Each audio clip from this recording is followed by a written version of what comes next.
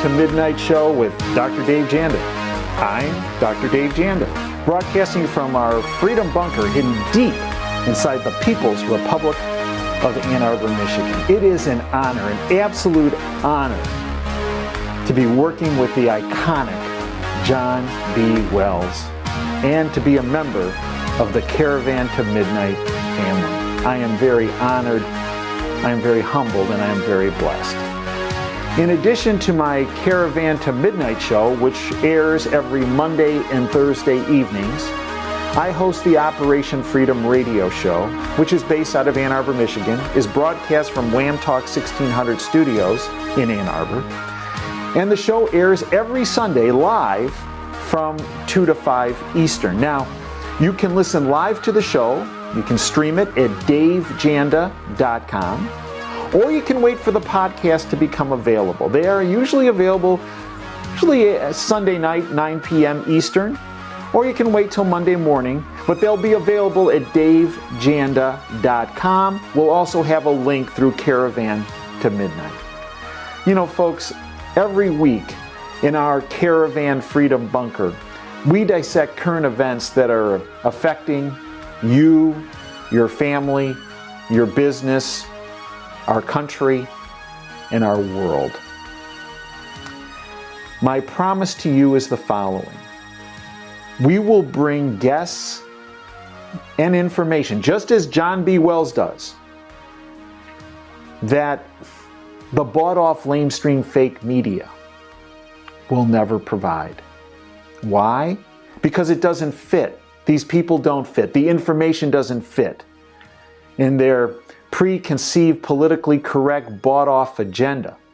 And because, frankly, the lamestream fake media is petrified of what might happen if they actually tell you what you need to know. Folks, this show is about your freedom, your political, your economic, your financial, and your health care freedom.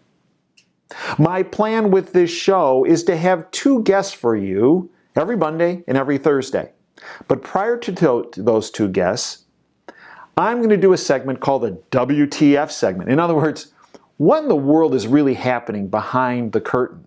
And I'm going to bring to you information that I'm getting from my sources that I've developed over the past 30 years. You see, sources are key. Sources are critical for us getting the word out, but they have to be trusted and knowledgeable sources. And before you can trust me or take faith or credence in what I'm delivering, I think it's important you know something about Dave Janda. Because all too often, people tend to not tell you their background. And you really don't know if you can trust them. So, before you can trust me, I think you need to know about me and what I bring to your table as far as information. Let's start at the beginning. I was born and raised in Chicago, Illinois. My parents, my dad was a civil engineer, my mom was a teacher. Hard-working folks.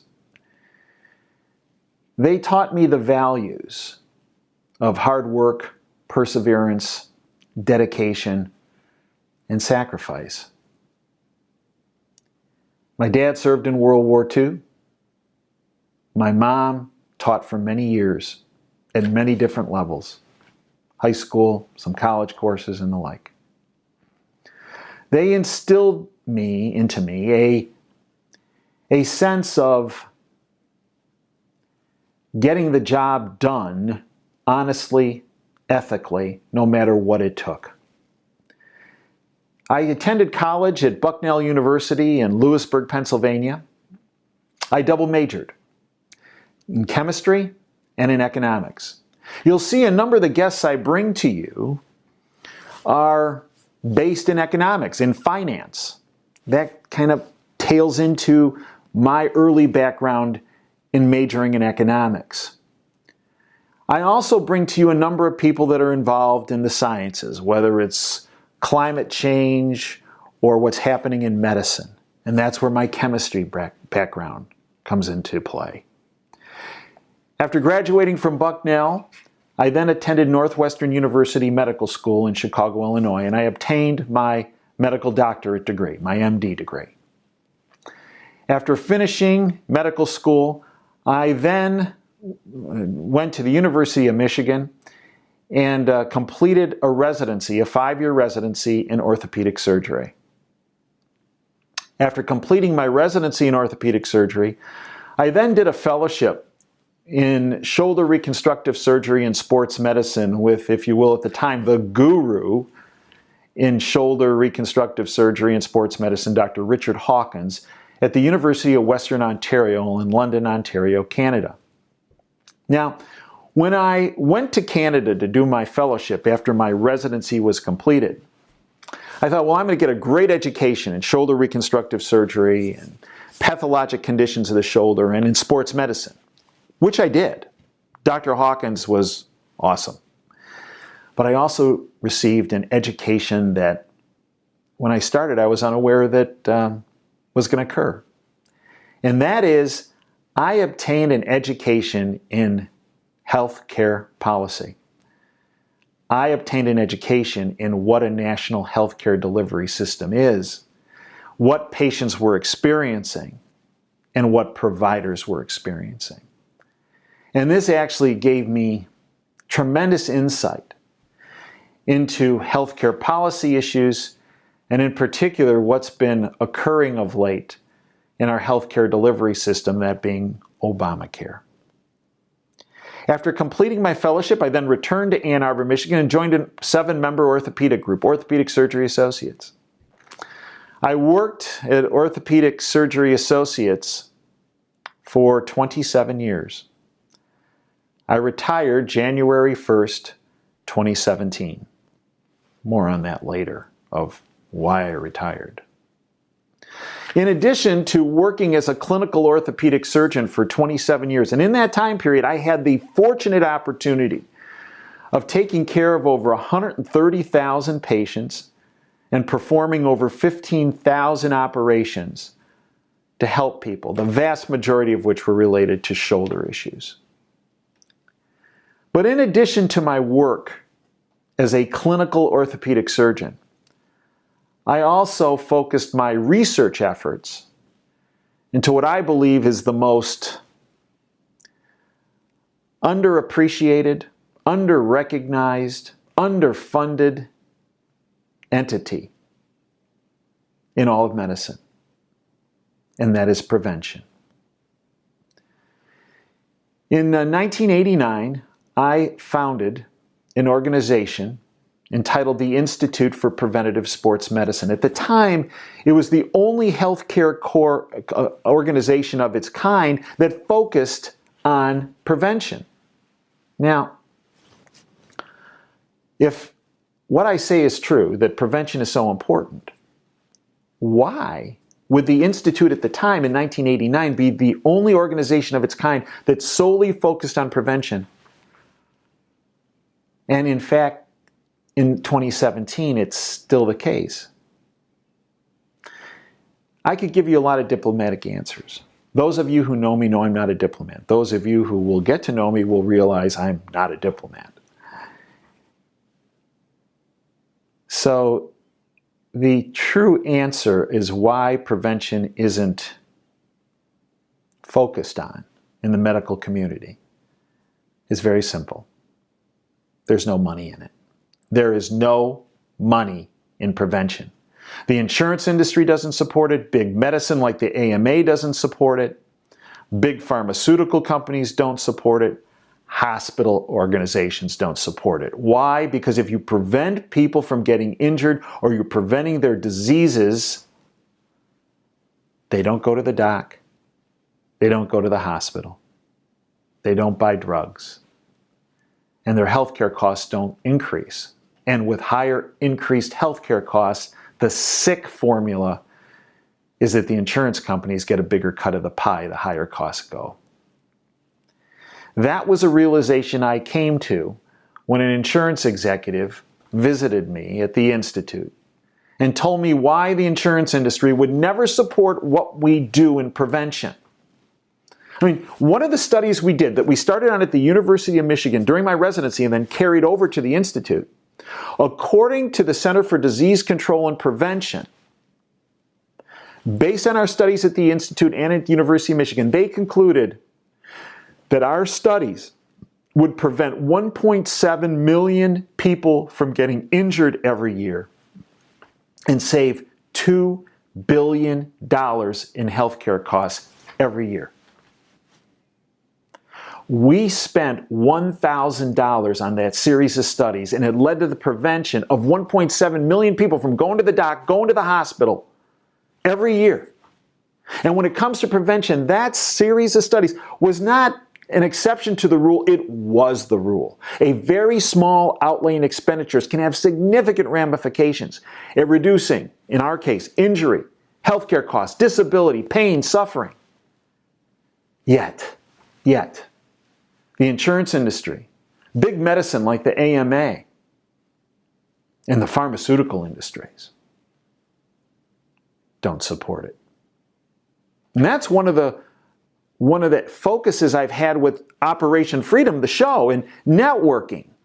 This prevention message. It's what I did with my book, The Awakening of a Surgeon, which is actually available at the Caravan to Midnight site, and I encourage you to go there and get the book. It's a weapon of mass instruction. It instructs every person, you, how to become safer, how to become healthier, how to avoid the healthcare delivery system. You see, and it's my work in prevention that ultimately got me involved in healthcare policy. Oh, I got an eyeful and an earful of healthcare policy when I was doing my fellowship, as I mentioned, in Canada. But it's interesting. Remember what I said about our prevention work. It prevents, just one series of studies, 1.7 million people from getting injured, save $2 billion in healthcare costs. You see, the bottom line is if you're truly sincere about cutting healthcare costs, don't manipulate healthcare need by rationing healthcare delivery. Don't do that. That's what the insurance companies do. That's what government does. If you're really sincere about cutting healthcare costs, prevent healthcare need. It's the single greatest bang for the buck. And guess what? In 1988, Ronald Reagan got wind of the work I was doing in prevention. And I got a call one day from one of his aides. President Reagan saw your work written up in the newspaper and was interested, if you'd be interested in coming to Washington and working with C. Everett Koop, the Surgeon General, and some other folks, and talking to them about your approach. I thought actually the call was a joke. I thought it was a buddy of mine pulling a prank. It wasn't. It was the real thing. And I went to Washington. It's toward the end of the Reagan administration in '88. And I worked with C. Everett Koop, the then Surgeon General, and Jack Kemp, who was a congressman at the time, but was doing a lot of domestic policy issues for President Reagan. Now, when we approached President Reagan and his immediate staff about our approach, we told them, our approach that focuses on prevention is going to anger the insurance industry, big medicine like the AMA, and the pharmaceutical industry. And I give him a lot of credit. Reagan and his team said, we don't care. Just do what's right for people. And we worked on an approach that started with what were called medical IRAs at the time, but are now called health savings accounts, about selling insurance across state lines, about getting primary care physicians involved in patients' care earlier, to focus on prevention and wellness initiatives. Does that sound familiar? That was 1988. And now they're finally starting to talk about it in 2017. How frustrating. Why? Because after Ronald Reagan left office, George Bush the first came into power, and we talked to him about this approach and his team. They were not as receptive as Ronald Reagan.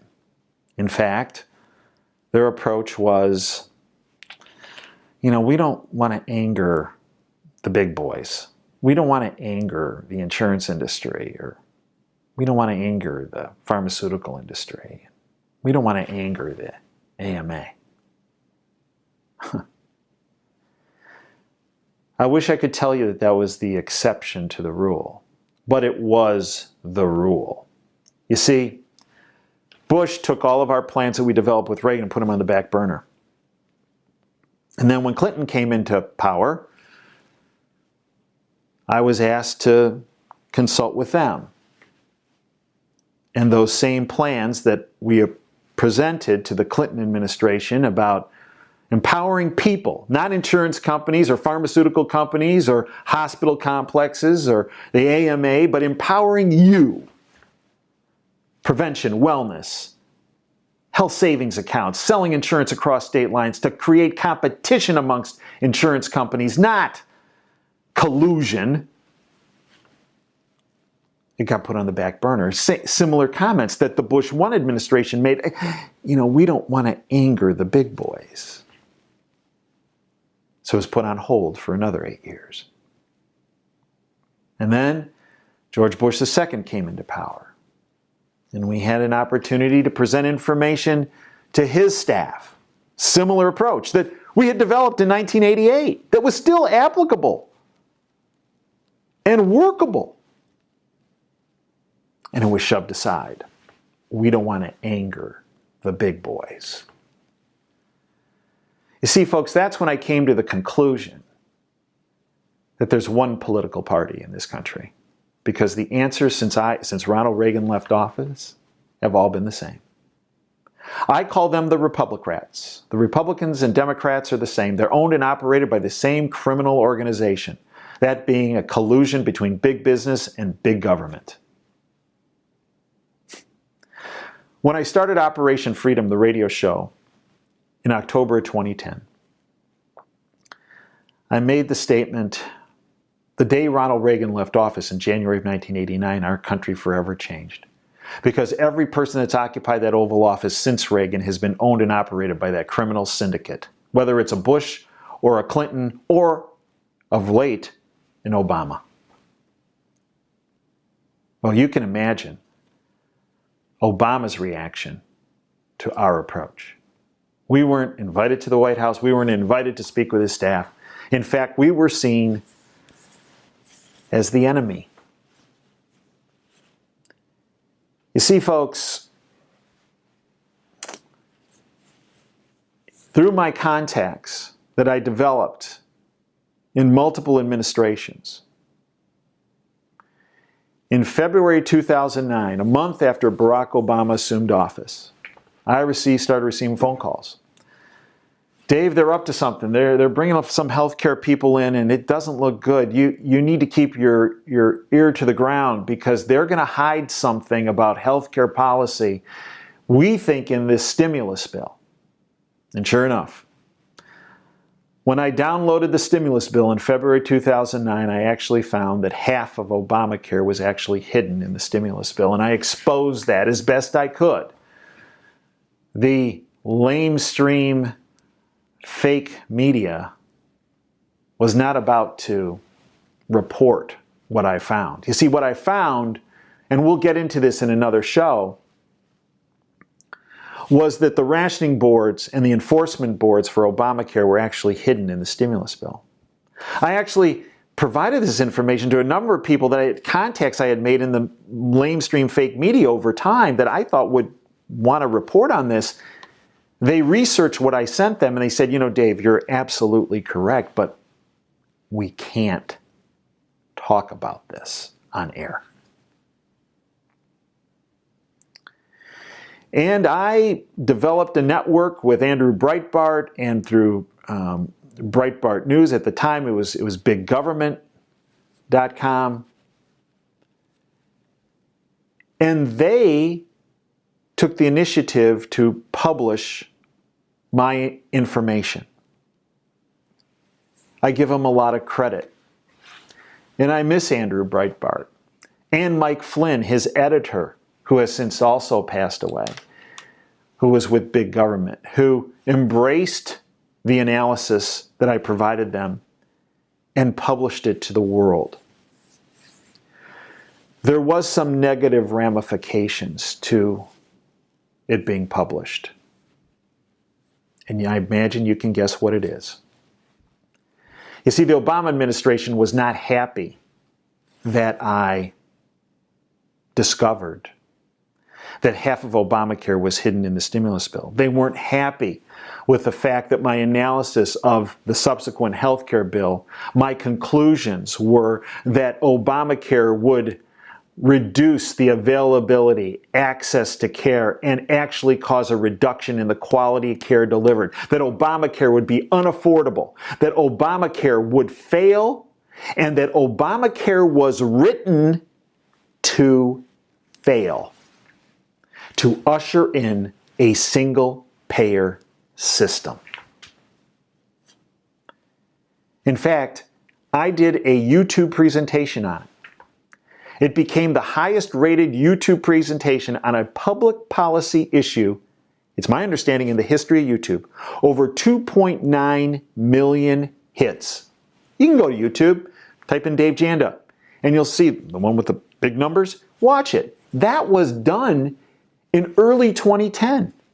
And everything I said in 2010 has come to fruition, unfortunately. I wish I was wrong. But here's how I knew I was going to be right. I read Obamacare. I had the public policy experience. I had the economic background. I had the science background. I had the contacts. And I had the experience.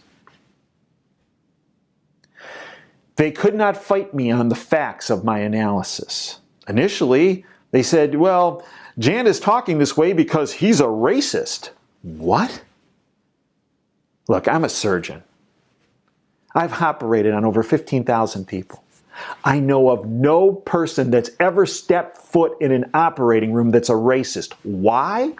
Because when you make that incision on anyone, once you get through the first 2 millimeters of skin, here's the news, folks. We're all pink. Yeah, pink. No, I'm not a racist. This is how the Obama administration tried to marginalize anyone who criticized them and the globalists who own Obama and the Bushes and Clintons. No, I'm a realist. And the reality of the situation is Obamacare was written to fail to usher in a single-payer system. It, as I concluded and initiated, it would increase costs, reduce availability and access to care, unaffordable. No, I was a realist. And I stepped forward to tell the truth, much to the chagrin of the globalists and their puppet, Obama. So they couldn't fight me on the facts. So how did they fight me? Yep, the IRS. In June of 2013, my wife and I got an audit notice from the IRS that they were going to audit us for 3 years. Now, look, I'm a basic guy. I don't have any offshore investments. My wife doesn't. We pay for our kids' education, and that's another issue that we get into in the show about the cost of education. But we don't have any weird investments. We've paid the IRS a lot of money. Very straightforward. I said to our accountants before they walked in the room with the IRS auditor, ask them one thing: why we're being audited. Our accountant said, "Oh, Dave, they're not gonna say anything. What do you think they're gonna say?" I go, "You know what? I think they're arrogant enough that they're gonna say it has to do with his opposition to Obamacare and his radio show." "Oh, Dave, they're not gonna say that." Guess what? My accountants walked in the room, asked him the question, met him, and then they called me up. And my accountant said, "Dave, you'll never guess what happened. We walked in the room and we asked them your question, and they looked at us straight in the eye, and their first answer was, and only answer, quote, 'It starts with his radio show.'" end quote. You see, the message delivered was, if I shut the heck up, the audit would go away. That audit went on for 9 months.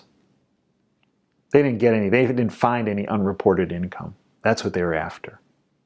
They got nothing. But they got a battle. And what's interesting is their reaction to us fighting them.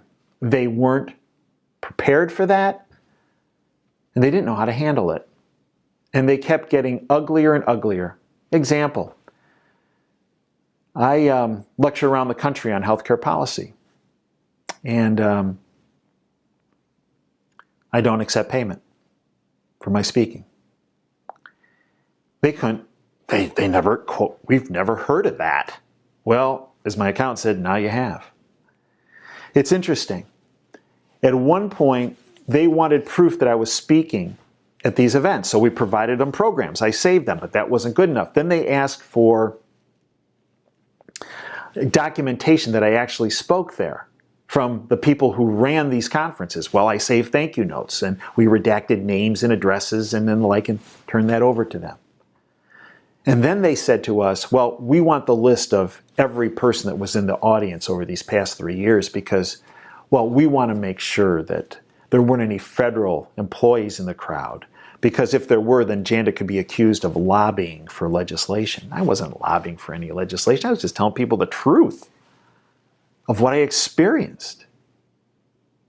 But that's what we faced. And it went on for 9 months, but they never got the unreported income they were looking for. But they did get my time.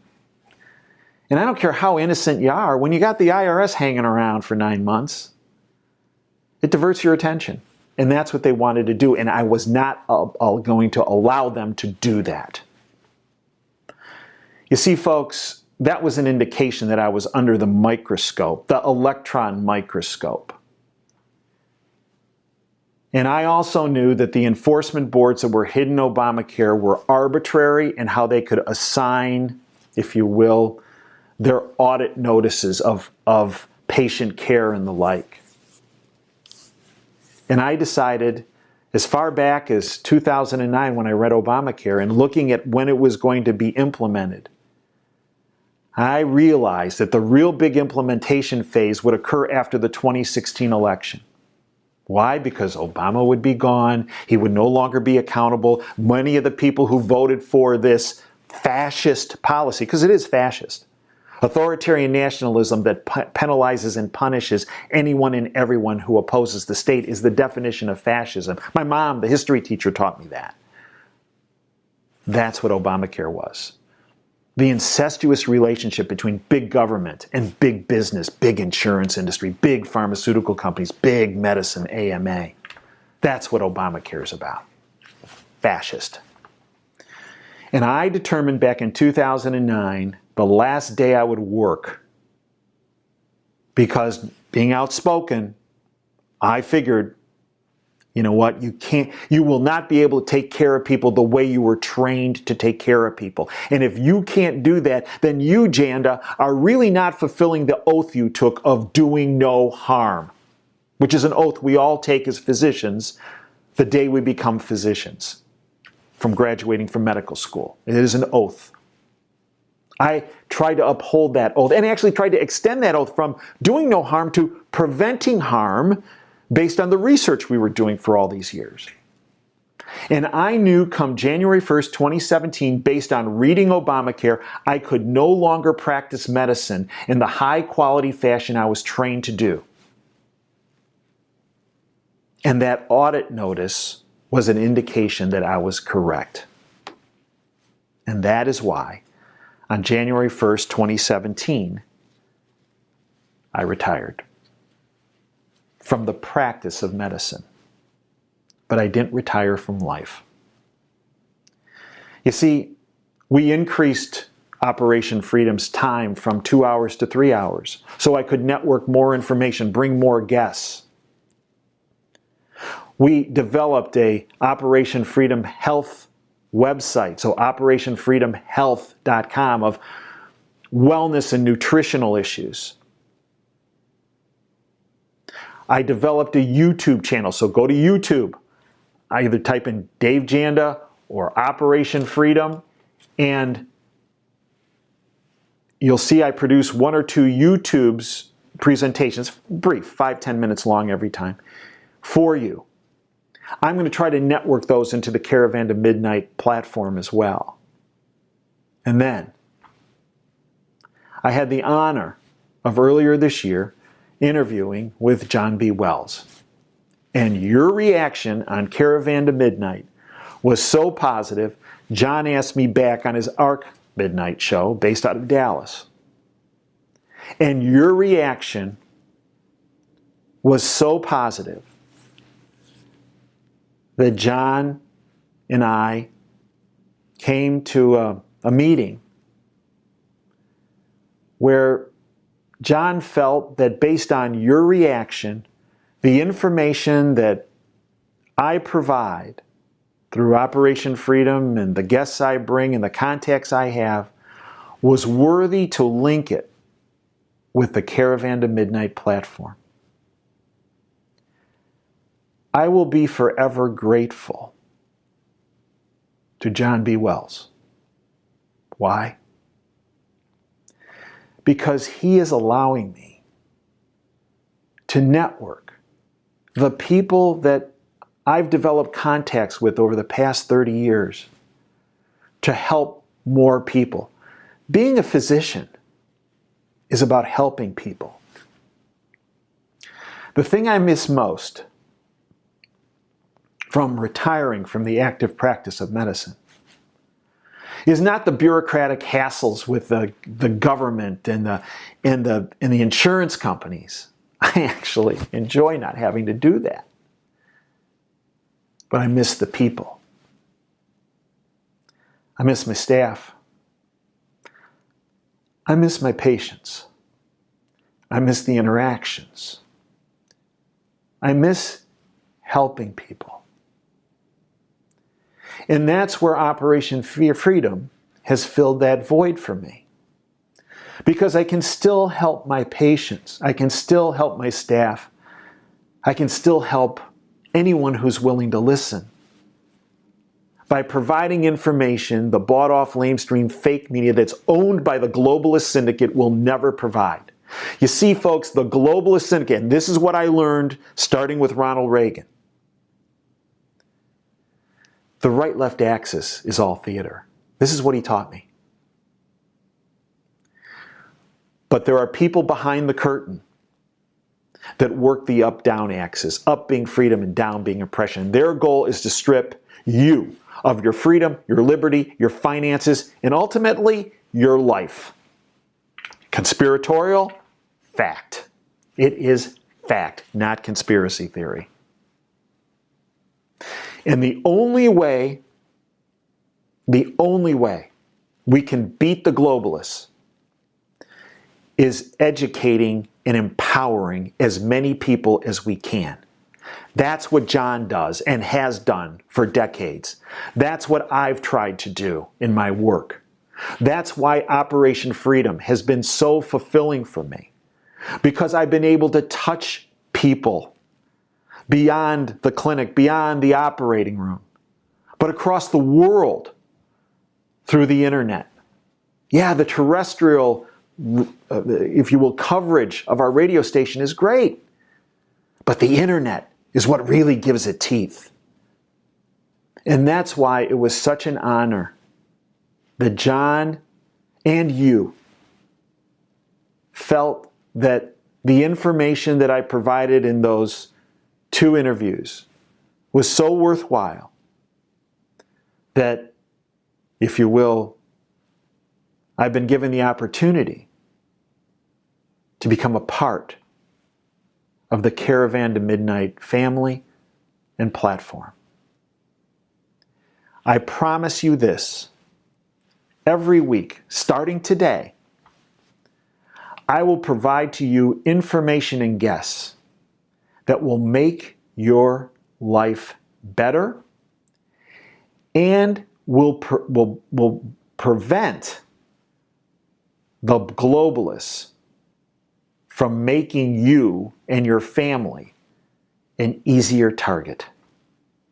I close every one of my radio shows and my Operation Freedom Briefing YouTubes with a statement, with a quote by a fellow by the name of Norman Vaughn. The quote, "Dream big and dare to fail." Well, dream big and dare to fail. In our next segment, we're going to be talking about your economic, financial, healthcare, and geopolitical future. And we're going to provide guests today and for the weeks and months and hopefully years to come that will make it so that the globalists will lose and you will be the victor.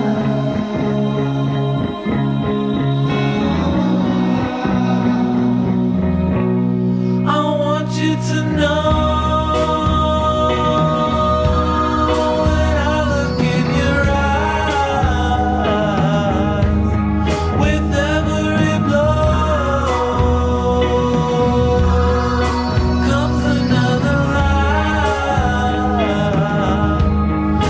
Think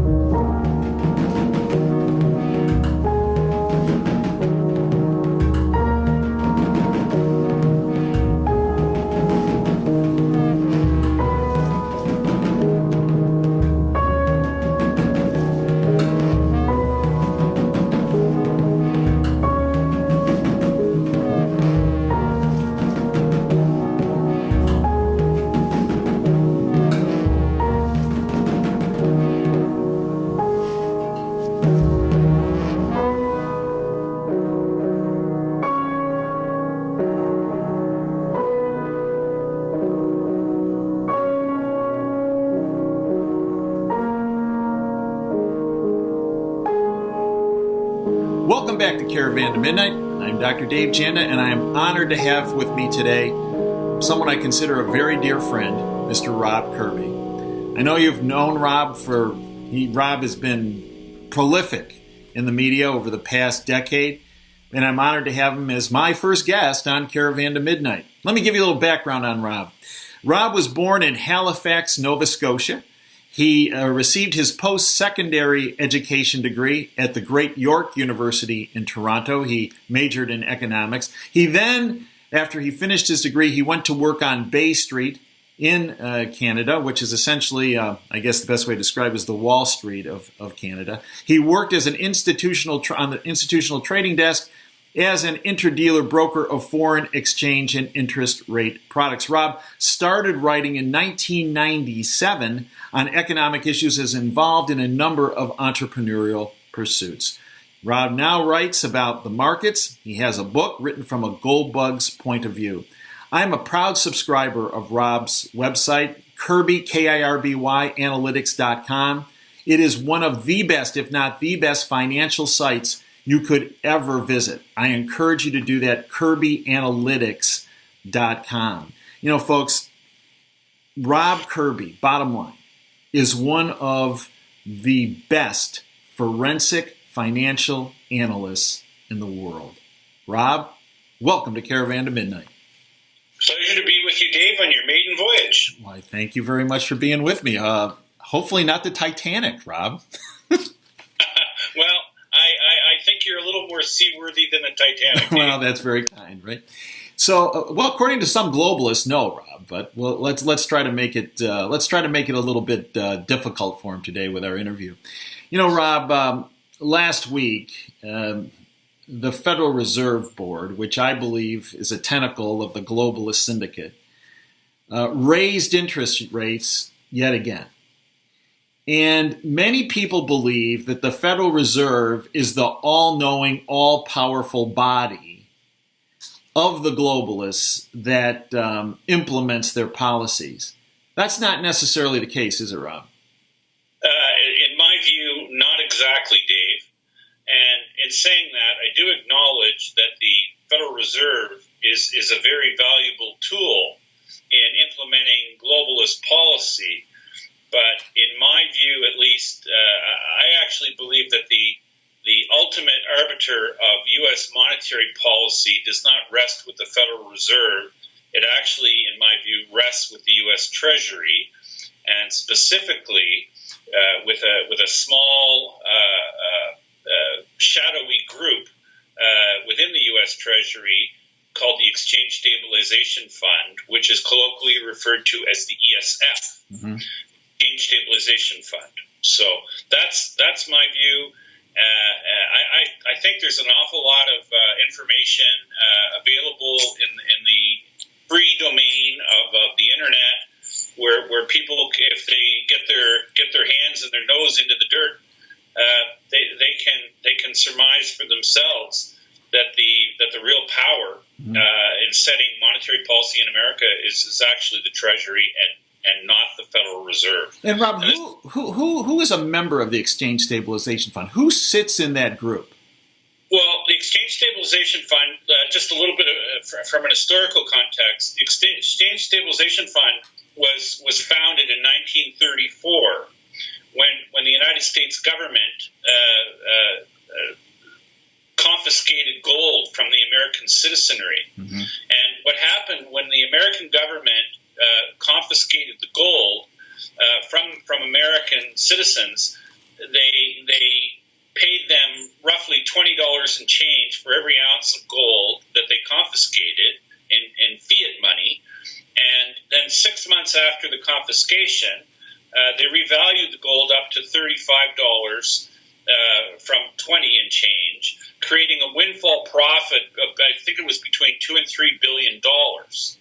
And between $2 and $3 billion back in 1934, Dave, was an extreme amount of money. Mm-hmm. And so what happened? This $2 or $3 billion windfall that was created from the revaluation of the gold upward, it was used to seed the Exchange Stabilization Fund. That was the seed money for it, and that virtually made the ESF the most powerful financial entity, even more powerful than let's just say the transparent part of the U.S. Treasury, but it created the most powerful financial entity overnight. And the interesting part about the ESF is that the ESF operates completely in the dark. And when I say completely in the dark, they do not produce annual reporting anywhere near the kind of reporting standards that the light side of the Treasury would be subject to. The ESF was granted very sweeping powers when it was created, and that it could act in literally any market. It was basically not subject to any of the sovereign laws that American citizens or American corporations would be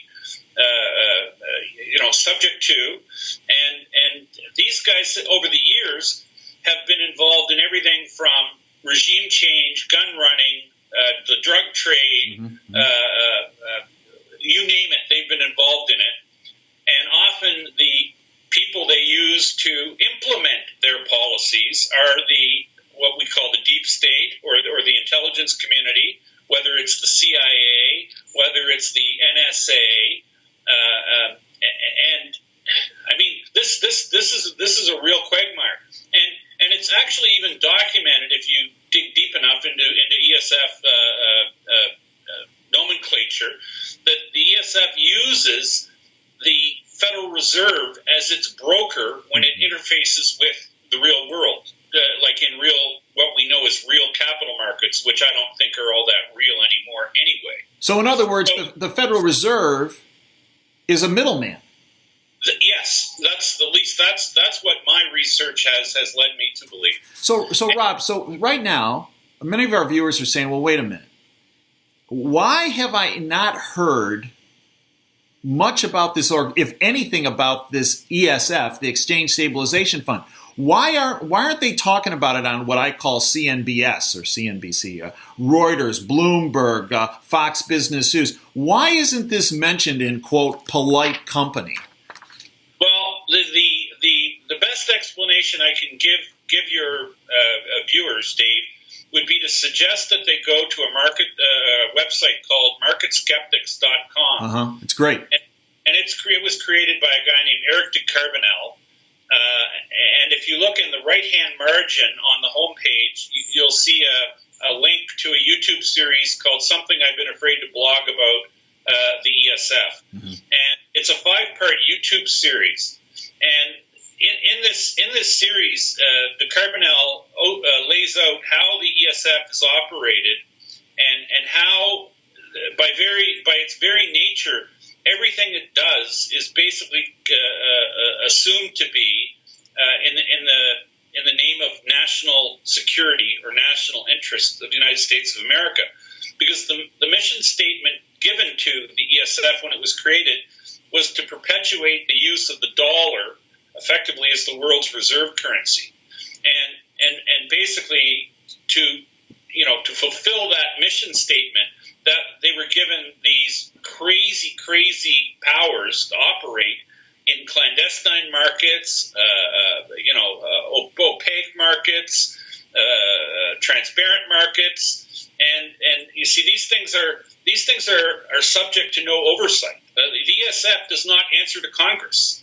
The ESF answers to the Secretary of the Treasury and ostensibly the chief executive or the president.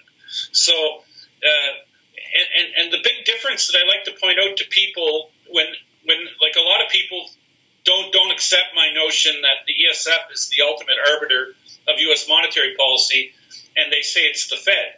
Well, if you watch Eric DeCarbonell's series on the ESF, it's outlined very well that while the Treasury really pulls the strings, they're very happy to have the Fed appear as their front man because they're the broker that actually disseminates their orders into markets, as we know.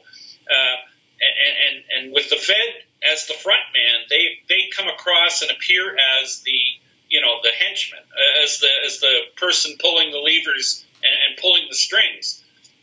But to me, the material difference between the two of them You see, the Federal Reserve is actually accountable to Congress in that the Federal Reserve Chairman has to go before the Congress twice a year in what was formerly known as the Humphrey Hawkins testimony under oath, and it's now just called testimony for the bank, and they have a new name for it. But anyway, it's twice a year, and this is where the Fed chairman comes in front of Congress and is questioned. It has to give answers.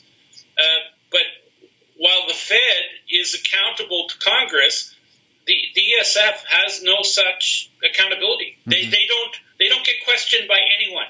The Treasury Secretary, as the person running the Exchange Stabilization Fund, is not called in front of Congress to answer for the ESF and what the ESF has been up to in any given year. That doesn't happen. And you see, this is one of the big dark aspects of the way things are done in America.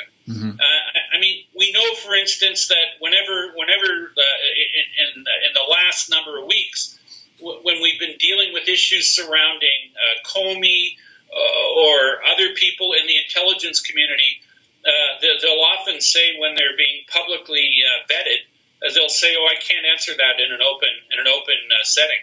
We have to go behind the dark curtain to talk about certain things."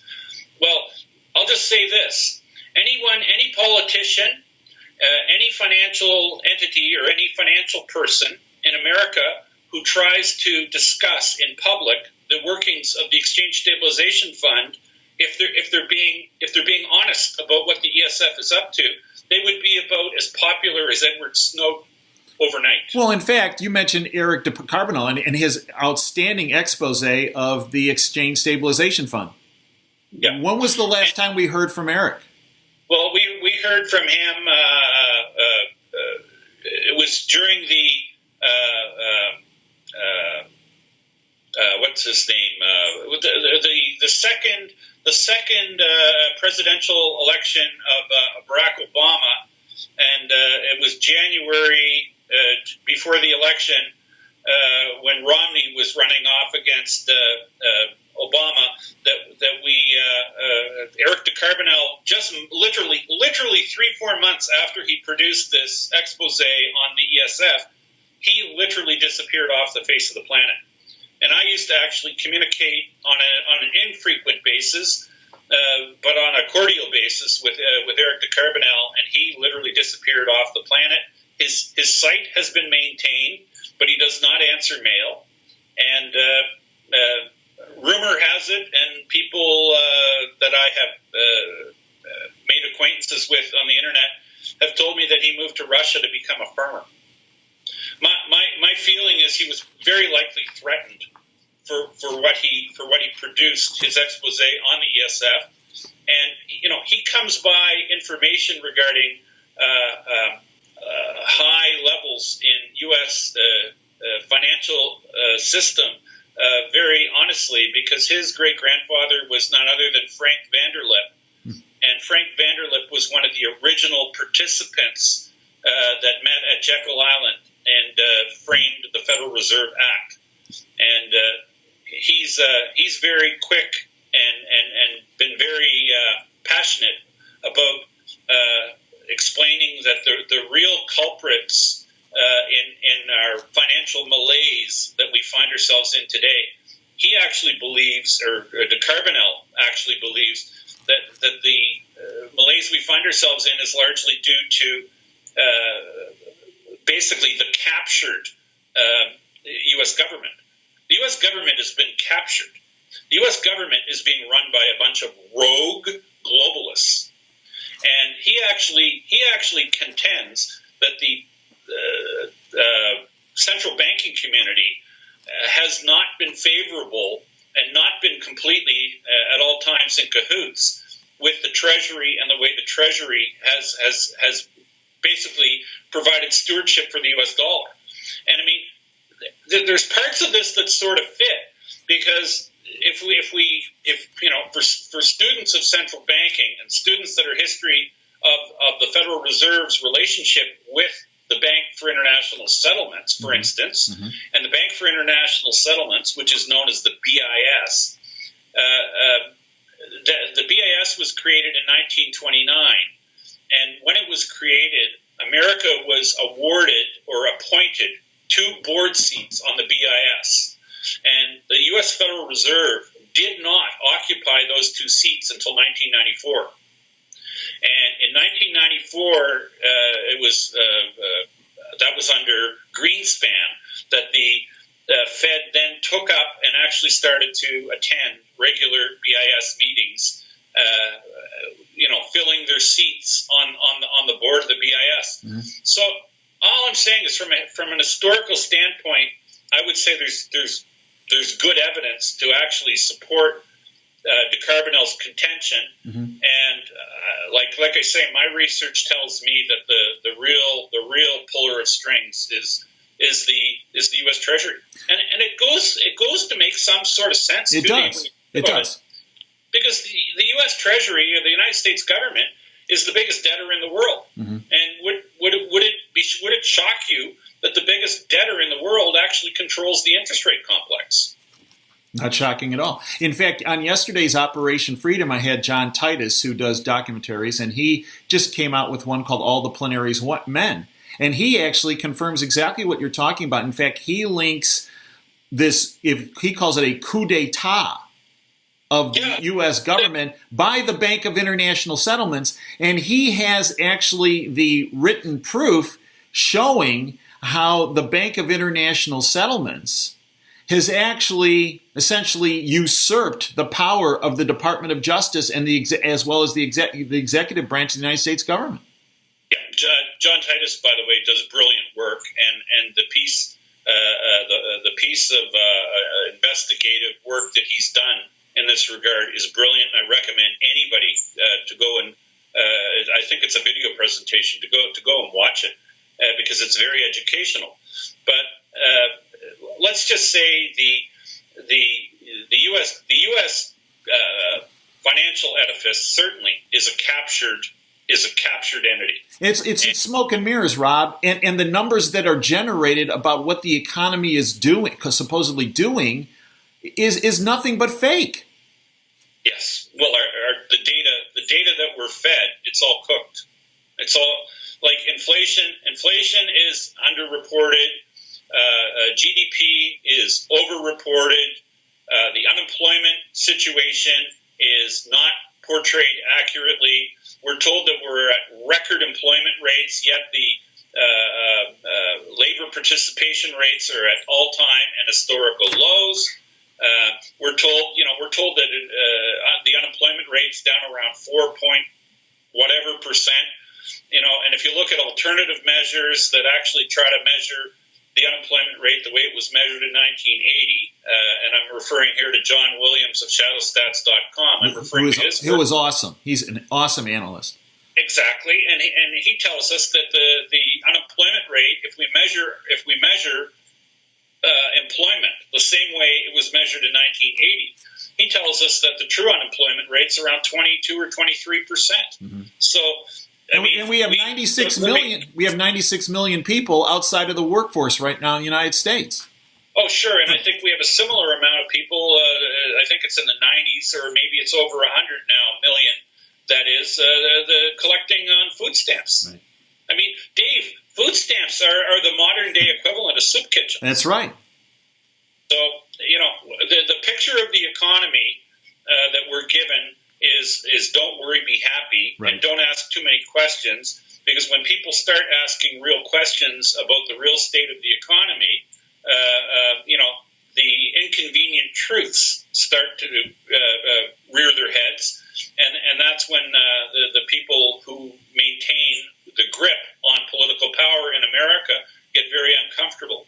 Now, Rob, what do you say to the folks that say, okay, these guys have held the reins of power, whether it's the initiation of the Federal Reserve in 1913 when they took control of the money supply, whether it's the development of the Bank of International Settlements. Folks say, okay, well, these scum have been in charge, manipulating the system to their own benefit, more power, more control, more money. And that'll always be the case. They'll always have control. They'll always be able to manipulate the system, always be able to create this smoke and mirrors effect. What do you say to those folks, Rob? Well, respectfully, I would suggest to them that there really is a new sheriff in town. Because the past 100 years, up until extremely recently, America, by virtue of the size of its economy and by virtue of its, raw consumption, being the biggest player in every market. I mean, America, over the past 100 years, up until very recently, has been the biggest player in every market. And as a result, America has also, for the last 70 years, possessed the world's reserve currency. Mm-hmm. And that's a very powerful combination. And when you're the biggest consumer in every strategic market on the planet, you tend to be a price setter, which America has been. Mm-hmm. And America is also extremely well endowed with natural resources themselves, and that's not to be dismissed lightly either. Mm-hmm. But you see, what's happened over the last 20, 25 years, a lot of Western capital, due to greed on the part of corporatists in America, have decided to cede, and there's also this underlying globalist agenda, which was set out in the early 1990s, a mission statement that was written up by a guy named Maurice Strong. Mm. Excuse me. When he wrote a paper called Agenda 21, mm-hmm. and the guts of Agenda 21 was that the Western world would be deindustrialized in the name of saving the planet. Under the guise of preventing global warming. Yeah. So this is a real document. It is a real document. It was adopted by the United Nations in Rio de Janeiro in 1992. And isn't it interesting what has happened since the adoption of that policy? And understand that Maurice Strong was an acolyte of the Rockefellers. Mm-hmm. Like David Rockefeller, I want to say God rest his soul, but that would No. But the Rockefellers are well known as being the linchpins or one of the major players in the globalist movement. And Rockefeller is the kind of person who's been, he's been quoted and has written and stated very explicitly, like, he hates competition. Mm-hmm. His idea is monopolies run everything. Mm-hmm. And this all fits very well with what we know to be globalist think. And isn't it interesting what we've seen over the last 15, 20 years in North America? Like, I mean, I know here in Ontario, Canada, myself, 25 years ago, Ontario, Canada, used to be the lowest cost electricity jurisdiction in North America. Not anymore. We had the cheapest power, and that's why we had a lot of heavy industry located here in Ontario. Right. Like the auto industry in Ontario 25 or 30 years ago used to employ 1 in 10 people in Ontario. Today, that number has dropped dramatically. I think it's like something like 1 in 80 or 1 in 90 mm-hmm. in the Ontario economy now has a job in the auto industry. And so the auto industry, what's happened? The auto industry has moved away from Ontario. But it's not just the auto industry, Dave, that's moved away. We used to have big mining concerns up in northern Ontario with the Falcon bridges and the Incos and we had major producers of like nickel and these operations are a shadow of their former selves. Mm-hmm. And the reason they're a shadow of their former selves, Dave, is they're afflicted by the same thing that's afflicted the auto industry. Heavy industry is very dependent on cheap electricity. And to give you an idea what under this Agenda 21, and of course Maurice Strong, the man who pioneered or the man who wrote the mission statement for Agenda 21, he was vectored in to be the chairman of Ontario Hydro in 1995 which was our socialist premier at the time, Bob Ray, and he installed his uncle, Maurice Strong, to be the chairman of Ontario Hydro. And what he did was he vectored Ontario Hydro into in the name of saving the planet. Right. He had all of our coal-fired power plants destroyed by 2002. And the upshot of this is the backbone of power generation in Ontario used to be coal-fired. And the coal-fired energy generation produced electricity at around 6 cents a unit. And at the margin, this power production has been all replaced with windmills. And windmills are subsidized. And the cost of producing electricity through windmills in Ontario with the subsidies is 70 cents a unit. Yeah. So our power prices have gone up by a factor of 12 at the margin. And as that has occurred, the heavy industries all moved away. And that's as by design, as you outlined, Rob. That's just not a bad decision. That was their decision that they knew they were doing. I mean, that was premeditated. Dave, it was not a mistake at all. Right. The plan. Right. To deindustrialize the West. That's right. America has suffered the same fate to varying degrees depending on jurisdiction. But we all know that Obama, for instance, was an arch enemy of coal. Right. So, I mean, this all fits in within this globalist context. So anyway, I hate to delve off on a jag. No, it's not a jag. Actually, it's all related, Rob, because it's all what you're speaking about is what's happening behind the curtain that no one in the bought-off lamestream fake media will ever touch because they're part of that sinister syndicate that's perpetrating this fraud and this freedom stripping agenda on the worldwide public. Well, Dave, here again, I would only to circle back onto something that we mentioned already. If you want to take the time and go and watch the expose on the Exchange Stabilization Fund, you will see how Eric Ducarbonel documents how the ESF has in their pocket something like 500 of the top news readers and authors, in mainstream. In the mainstream press, right. Like these guys are all bought and owned. We've heard anecdotal evidence and admissions come out of key journalists. I know in Germany in the last 3 or 4 years, where people who've been journalists working for very influential European publications have come right out and said that they've been on the payroll of the U.S. intelligence establishment. Right. And I mean, and here's the other thing. When they're making admissions that they've been on the payroll of the U.S. intelligence establishment, the U.S. intelligence establishment, just like the Federal Reserve, are doing the dirty work for the ESF. That's right. So it's really the ESF that's funding all this because that's their gig. They're into things like regime change. They're into things like, they're into things like basically, I'm going to say that they're really one of the key operational components implementing U.S. foreign policy.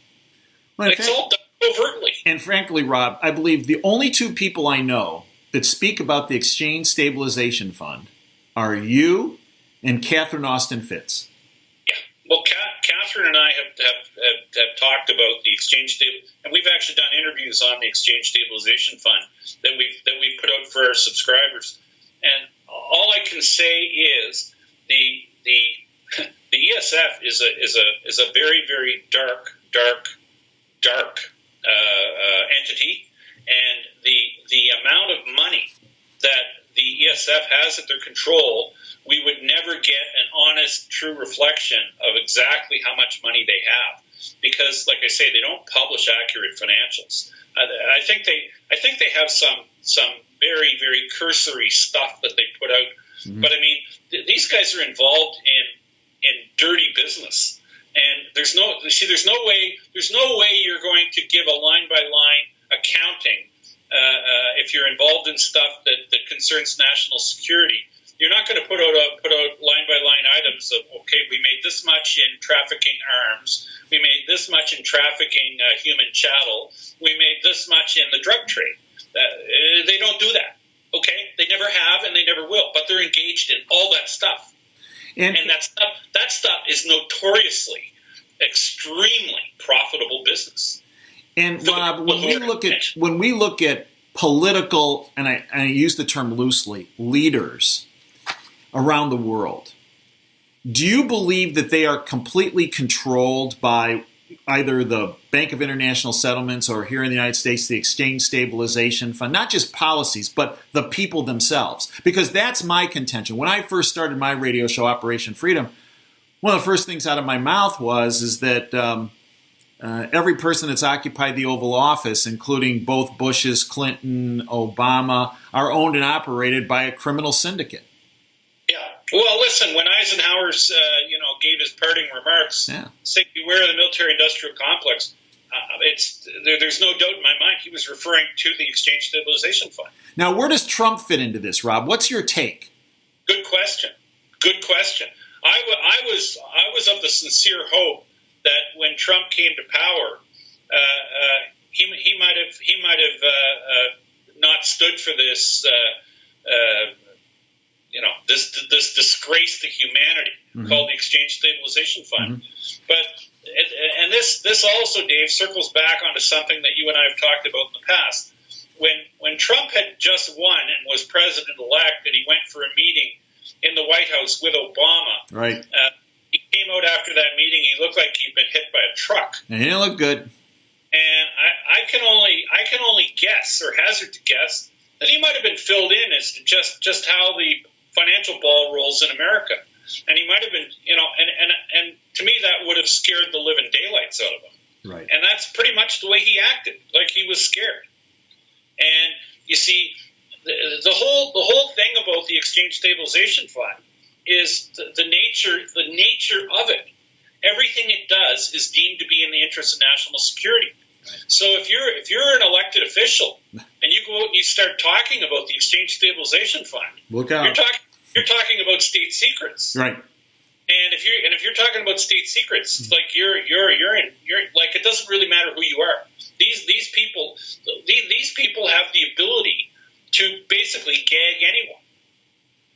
And isn't it interesting? I always found this very interesting. Paul O'Neill, who was I believe the first Treasury Secretary for Bush Jr. Right. He was always known in business circles to be a very, very honest man and a very straight shooting guy. And he was dismissed very early on in his tenure as Treasury Secretary back in the early 2000s. And he wrote an autobiography, and I thought that the title of the autobiography was very cryptic and very possibly gave some clue as to what the nature of the job Treasury Secretary might entail.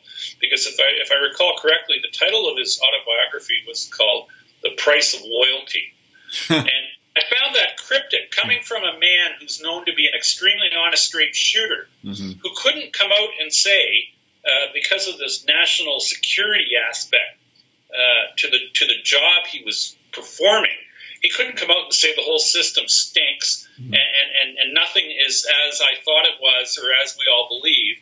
And he was basically, he had to remain silent. And he did remain silent. He didn't cough up the family jewels. No, he didn't. And I think that's cryptically what the price of loyalty was. To be loyal to his oath, to uphold the Constitution and blah, blah, blah. He couldn't come out and start talking about state secrets. Rob, I've made the point repetitively, as have a number of my guests, including yourself, that on my Sunday show, Operation Freedom, that we are headed over an economic cliff, if we're not already over that cliff now, worldwide, and in particular North America and sub-particular the United States. David Stockman recently made the statement, quote, "A hurricane is bearing down on the casino." Quote, "The casino is completely unhinged. Get out while you still can," end quote. Rob, I agree. do you agree with that? I agree with that, and I think the hurricane. Listen, you could describe the hurricane in a couple of different ways. If take your pick. The hurricane, you could view it as China. Yeah. You could view it as the emergence of the Asian tigers, and I think there's also you could also view it as the excuse me the trumping the soon to come trumping of paper precious metals by physical precious metals. I'll just tell you, Dave, in the precious metals arena, an awful lot of precious metal, paper precious metal, has been sold, and this paper that's been sold, the people buying it believe that they have true exposure to the price of precious metal, and they do to a point as long as precious metals prices are continue to be determined in paper markets.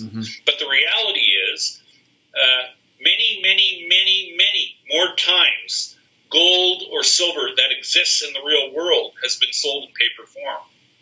And people around the world are waking up to the notion that the amount of paper commitments or promises of precious metal that have been sold don't really jive with the amount of physical precious metal available. And this is one of the key things, at least in my view, that could unhinge the system. If somebody has been sold or been promised a big amount of physical precious metal, and they absolutely demand delivery of the physical and don't want to take a fiat payoff in lieu of a physical delivery, the whole system could become unhinged very quickly, and it could discredit. You see, if the one thing that people I don't think they think about it in these terms very often. But if you discredit the paper market in gold and silver, just remember that how many other strategic things, whether it's in the interest rate complex or the energy complex, also rely on paper-derived prices. And you discredit one, you discredit them all. And I'll tell you something. There's going to come a day when somebody steps too far over the line and sells too much precious metal in paper form, and the person that they've sold it to turns around and says, fine, now I want the real thing. And when they cannot deliver, this could unhinge the whole shooting match. And do you believe we're closer to that than ever?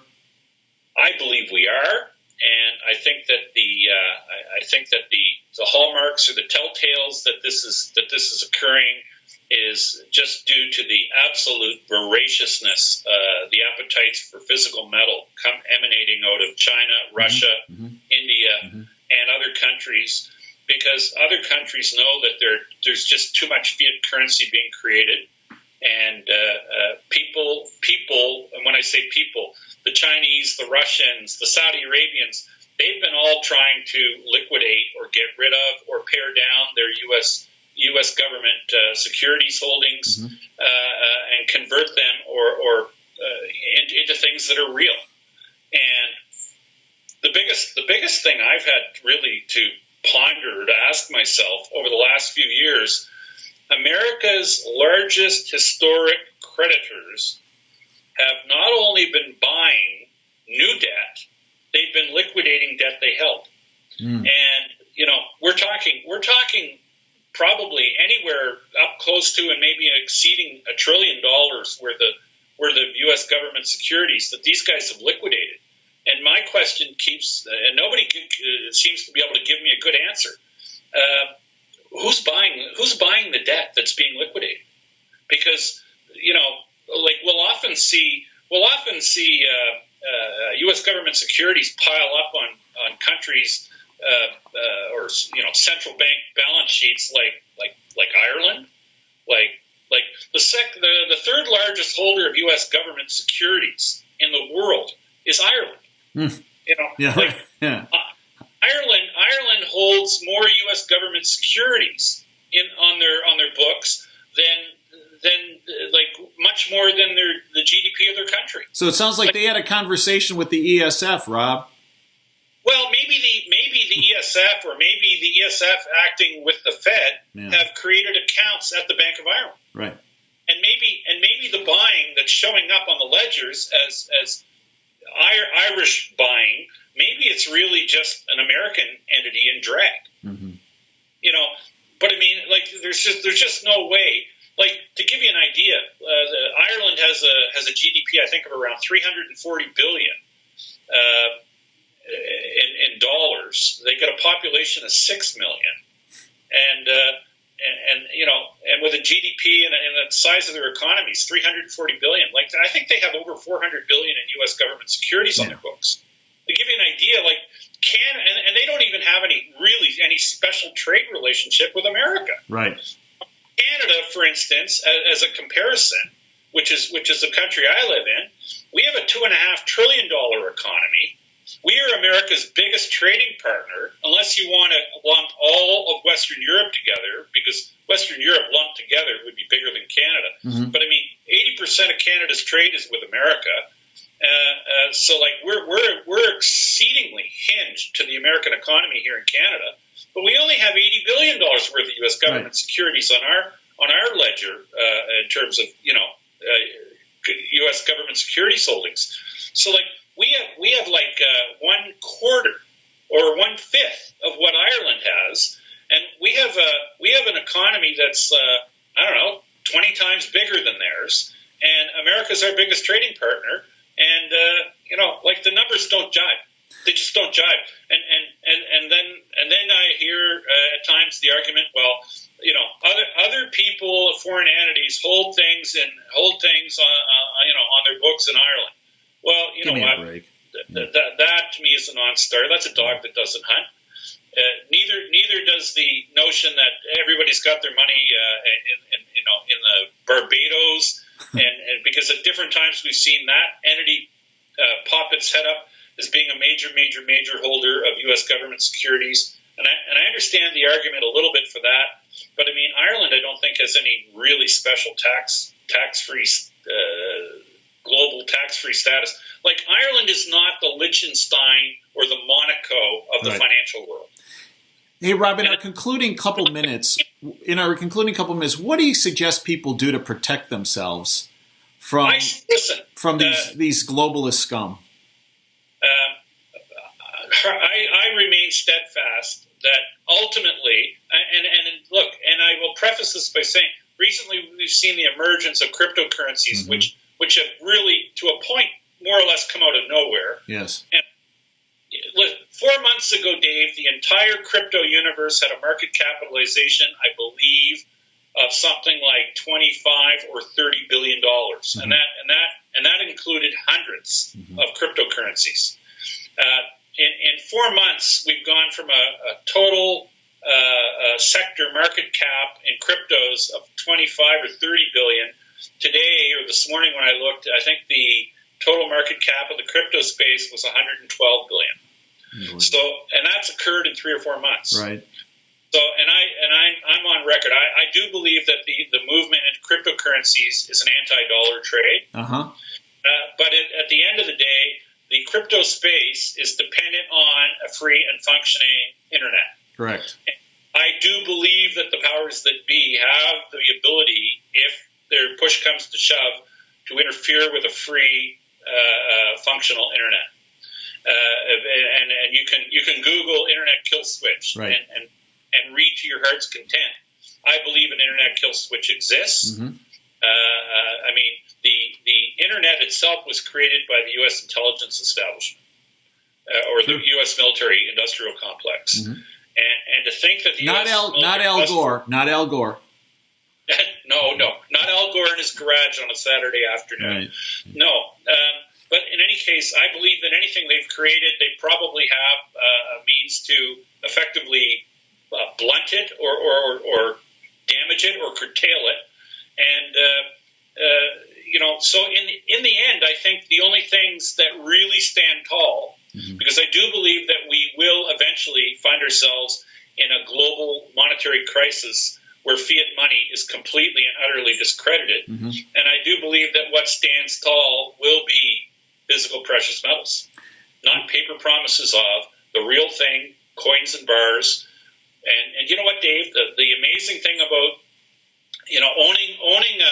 owning a recognizable gold or silver coin, it's fungible anywhere in the world. That's true. I can take a gold American eagle. I can go to South Africa, sell it for local currency, like cash on the barrel, no questions asked. I can take it to England and do the same. I can take it to Germany and do the same. I can take it to Russia and do the same. I can take it to Japan and do the same. I can take it to China and do the same. Correct. You see, and I will only just say to people, I live in Canada, and we recently have, our money isn't even paper anymore. It's now plastic. Okay, we have plastic money in Canada. Right. The bills are plastic, and they actually have transparent windows in them. And like, if I took a Canadian $100 bill and if I went to England with it, or if I went to Japan with it, or if I went to China with it, I doubt even their banks would take it. Yeah. Because it looks like play money, monopoly money. Rob, Yeah. I thank you for everything that you do. I thank you for your time today. How can folks sign up for your great website, for your great service, analytics service, and how can they follow you? You can follow me, and you can catch me at KirbyAnalytics.com. That's where I live on the web. Rob, I thank you for your friendship. I thank you for everything that you do 24/7. You are truly a freedom fighter of the highest order. You have been on the front line of fighting for everyone's financial freedom for years. And I thank you for that, because you're a very courageous individual. Thanks for that, Dave. And likewise, I extend the same to you. Thanks, Rob. Folks, you're listening to Caravan to Midnight. I'm Dr. Dave Janda, and we're going to be back with another segment in just a couple seconds. Thanks for joining us.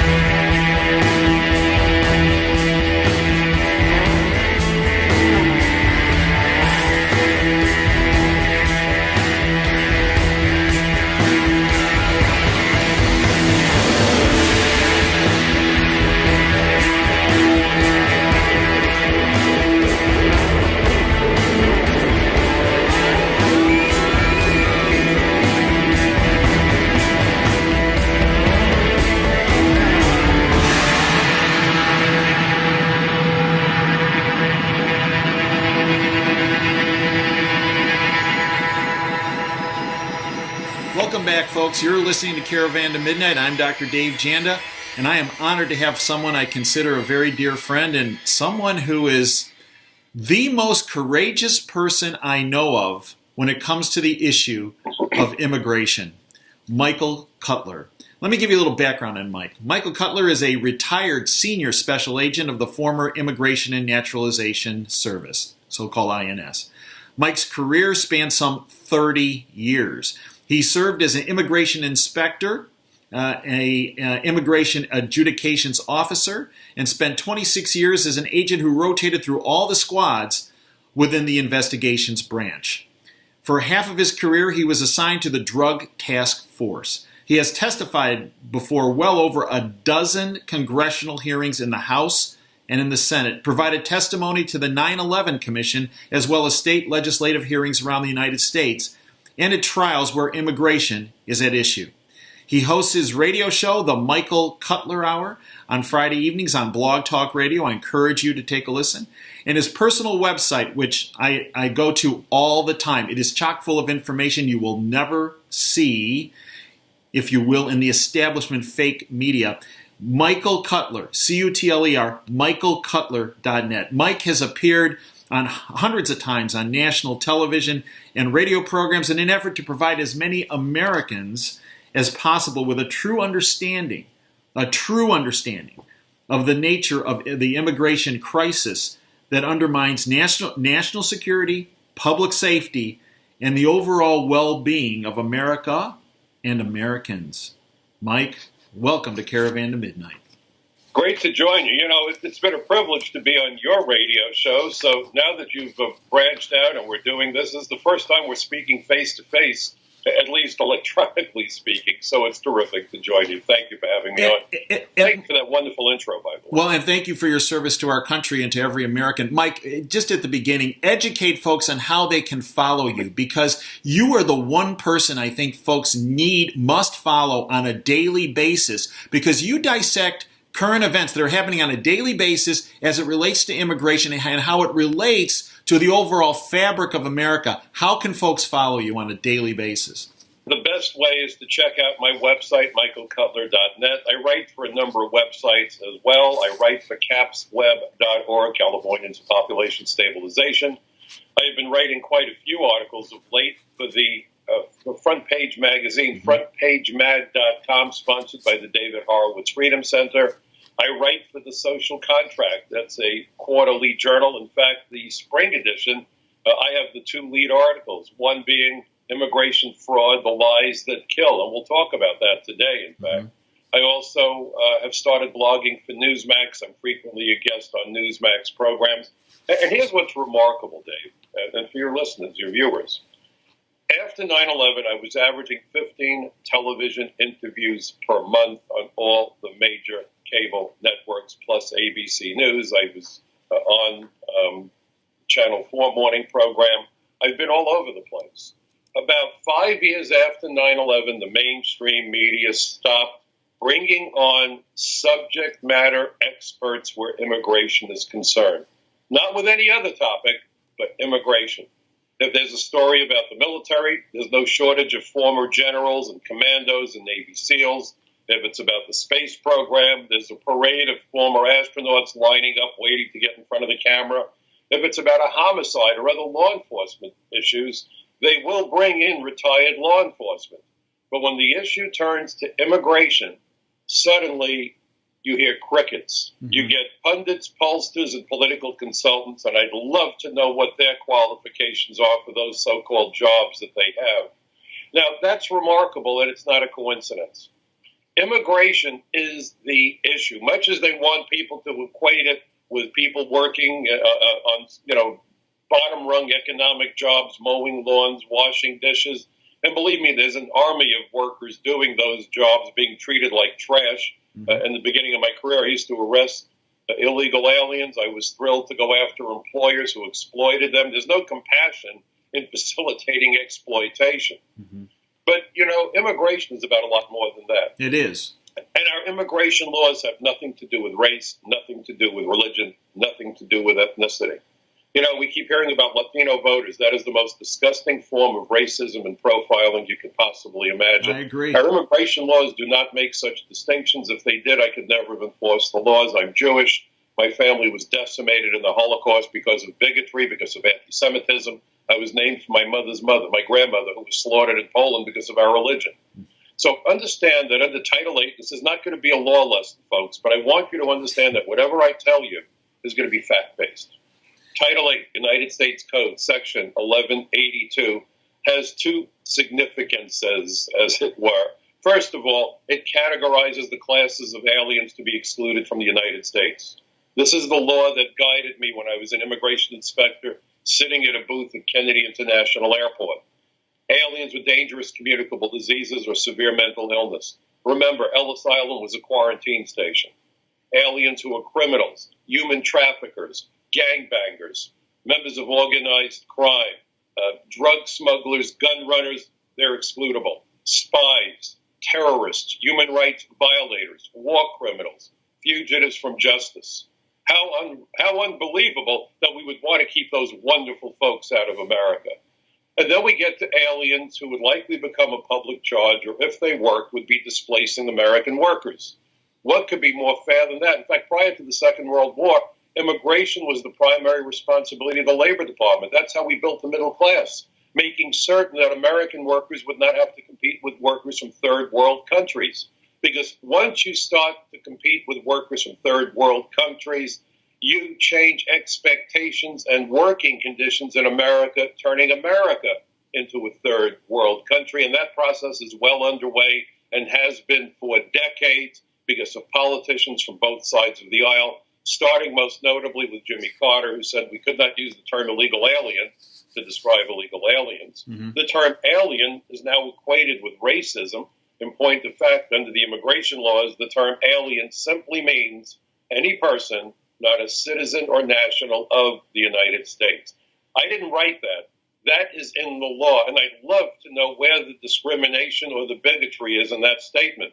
If we as Americans travel to any other country on the planet, unless we're dual nationals, we become aliens by virtue of crossing their border, as it should be. This is recognized under international law. Now, understand, this is not about being politically correct. I'm politically correct. My kids know I will never use the N-word or any word that smells of it. This is Orwellian. And let's remember what George Orwell said. He said that in a time of universal deceit, telling the truth is a revolutionary act. So our immigration laws are eminently fair, responsible in large measure to the emergence of the middle class in America and the American dream. Ironically, the American dream, dreamers, is now equated with illegal aliens, supposedly children who came as kids illegally. And I say supposedly because they can be as old as 31, but when they file the application, they have to claim they got here before their 16th birthday. Now, here's the remarkable thing. We're talking about hundreds of thousands of applications. There's no capacity to do face-to-face interviews with those folks, let alone do a field investigation. Mm-hmm. The approval rate is in excess of 95%. Now, how does this figure in? The 9/11 Commission, and as Dave pointed out, I provided testimony to the Commission because I arrested terrorists in my career. The 9/11 Commission found that immigration fraud, lies on immigration applications and visa applications were the primary method of entry and embedding the terrorists. And in fact, I did my very first hearing back on May 20th, 1997, before the House Immigration Subcommittee. The topic of the hearing was visa fraud and immigration benefit fraud. Mm-hmm. The predication for that hearing were two terrorist attacks carried out in 1993 by individuals from the Middle East who had gamed the visa process, gamed the immigration benefits program, a couple of whom, by the way, got amnesty, claiming falsely to be agricultural workers. And that's how they entered the country. So January, we have a Pakistani by the name of Kansi who shoots up the CIA, kills 2 CIA officers, wounds 3 others, and flees the country. That's another issue. Foreign nationals engaged in terrorist or criminal activities have that trap door they can escape through. Mm-hmm. They hit and run. They commit the crime, and they're out of here. But in the case of Kansi, because of the nature of his crimes, our guys tracked him down as the dog that he was. I really shouldn't say that. I have a dog, and I certainly love dogs. Not being fair to dogs, Mike. Absolutely. But they tracked him down, put him on trial, found him guilty. He was executed, but it didn't bring back the dead or heal the wounds of those he shot. 1 month later, first bombing at the Trade Center. 6 dead, over 1,000 injured, $500 million in damages. The bomb almost brought down the tower sideways. I don't want to imagine what that would have led to in terms of casualties or dollar figures. And yet, nothing was done to address the issue. Mm-hmm. They held that hearing. It was clear that immigration had failed massively. Yes. And then in February 24th, 1998, 2 days short of the anniversary of the 5th bombing of the Trade Center, the Senate Judiciary Committee held a hearing. And the topic of the hearing was foreign terrorists operating in the United States. Now, remarkably, a member of the United States Senate had 3 points of contention with immigration. She said, perhaps we ought to end the visa waiver pilot program. It was a pilot program then. Mm-hmm. And then she said, maybe we ought to not be giving visas to aliens who come from countries that sponsor terrorism. Kind of like what Donald Trump said. Yeah, exactly. Nobody protested and nobody screamed. Right. Finally, she said, we ought to rethink this notion of providing high-tech education to aliens from terrorist-sponsoring countries because we are teaching our enemies, the terrorists, how to create weapons of mass destruction. So she said, no more education in nuclear engineering, biochemistry, any of those high-tech industries or high-tech areas of endeavor. By the way, this radical, crazy senator was Dianne Feinstein, a Democrat. That's when the world made sense, sort of. Right. So we have 9/11 3 years later. We had 26 visa waiver countries on 9/11. We now have 38. There should be 0 because, again, the 9/11 Commission said that the visa process needed to be tightened. It was too easy to get into the country. Right. So they eliminate the requirement. Why? The U.S. Chamber of Commerce, partnering with the hotel, hospitality, and travel industries, creating the Discover America Partnership, have bribed our government, and that's what political campaign contributions are. Let's not play games about it. Mm-hmm. If I couldn't take a cup of coffee when I was on duty as an agent, right, for fear that it would influence me and make me less than objective, what do you think happens when people or companies write mega checks to people seeking public office? If you don't think it influences them, I want to know what you're drinking. So understand where we are, and understand, please, that our immigration laws are not about keeping out decent people. We give lawful immigrant status, we give green cards to roughly 1 million new immigrants every year. That's more than the rest of the world combined. We naturalize hundreds of thousands of new citizens every year. Mm-hmm. We admit tens of millions of non-immigrant visitors every year. And yet, when I take the position I take in the media and in places like the B'nai B'rith's Anti-Defamation League, and this galls me because I was a B'nai B'rith president back in college, I am labeled anti-immigrant. The reality is I am pro-enforcement. And as an inspector, I admitted many, many, many more people than I denied entry to. As an adjudications officer doing the marriage interviews you've seen in the movies, I approved far more petitions for green cards than I denied. And as an agent, very often I was able to clear matters up to facilitate an alien becoming a citizen or a resident or getting political asylum. So this isn't a let's go out and bash the immigrants. Our laws are fair, they're even-handed. And final point, I talked about 1182 and said there were 2 reasons it's significant. 1182F, small f in parentheses, that section deals with the president's unilateral authority to determine what aliens or class of aliens may be excluded from the United States if it's against, in the president's opinion, the best interests of the United States. Mm-hmm. Doesn't say he has to consult with anyone, doesn't say it has to involve the Ebola virus or nuclear weapons. The bar is a low one. And if the president believes that it's against America's best interests, he may determine to exclude or prevent the entry of aliens or any group of aliens or class of aliens for as long a period as he determines. Now, that means even if this was a total ban, if he stood up and said, I will never, while I sit in the Oval Office, unless there's a regime change, allow aliens in from Iran, just to pull one of the countries out of the hat. Mm-hmm. It's legal. Jimmy Carter, when our embassy was overrun, invoked that section of law, and as an immigration agent in New York City, I was one of an entire office of federal agents, immigration agents, who were tasked with focusing 100% of our efforts on going after illegal aliens from Iran and identifying all citizens of Iran in the United States out of a concern that among them might be terrorists or saboteurs or spies. President Obama did something very similar. So please understand that our laws are specific. They're supposed to empower the president to protect us. And my final point before I get to your questions, Dave, I work with the Speakers Bureau in Washington, D.C., Alan L. Freed Associates. They're a great group. I'm proud to be one of their regulars.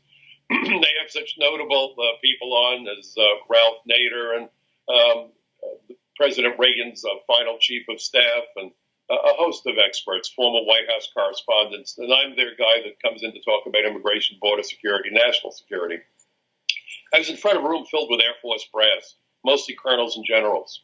And I said to these folks, if we are unable or unwilling to secure our borders, America has no legitimate need for a military. True. On September 11, 2001, our nuclear attack submarines, our aircraft carriers, our stealth bombers, our F-22 fighters, all that hardware, our Abrams tanks, were of zero value to us. Right. You see, our military has a mission to control the borders also. They're supposed to keep America's enemies as far from our shores as possible. Up close and in person, that task is supposed to fall to the Department of Homeland Security. Except under Bush, the way he configured it, I came to call the Department of Homeland surrender. It's both parties. And by the way, final point, we have 50 border states, and this is important for you to understand. All this emphasis on the Mexican border is a distraction. It's a distraction. Mm-hmm. Does that mean we shouldn't secure it? No, we absolutely must secure that border. But we also have a northern border. We also have 95,000 miles of coastline, and we also have international airports in virtually every state. That's right. Almost all terrorists entered through international airports. Mm-hmm. Nearly half of all illegal aliens were lawfully admitted into the United States and then went missing, and no one knows where they are.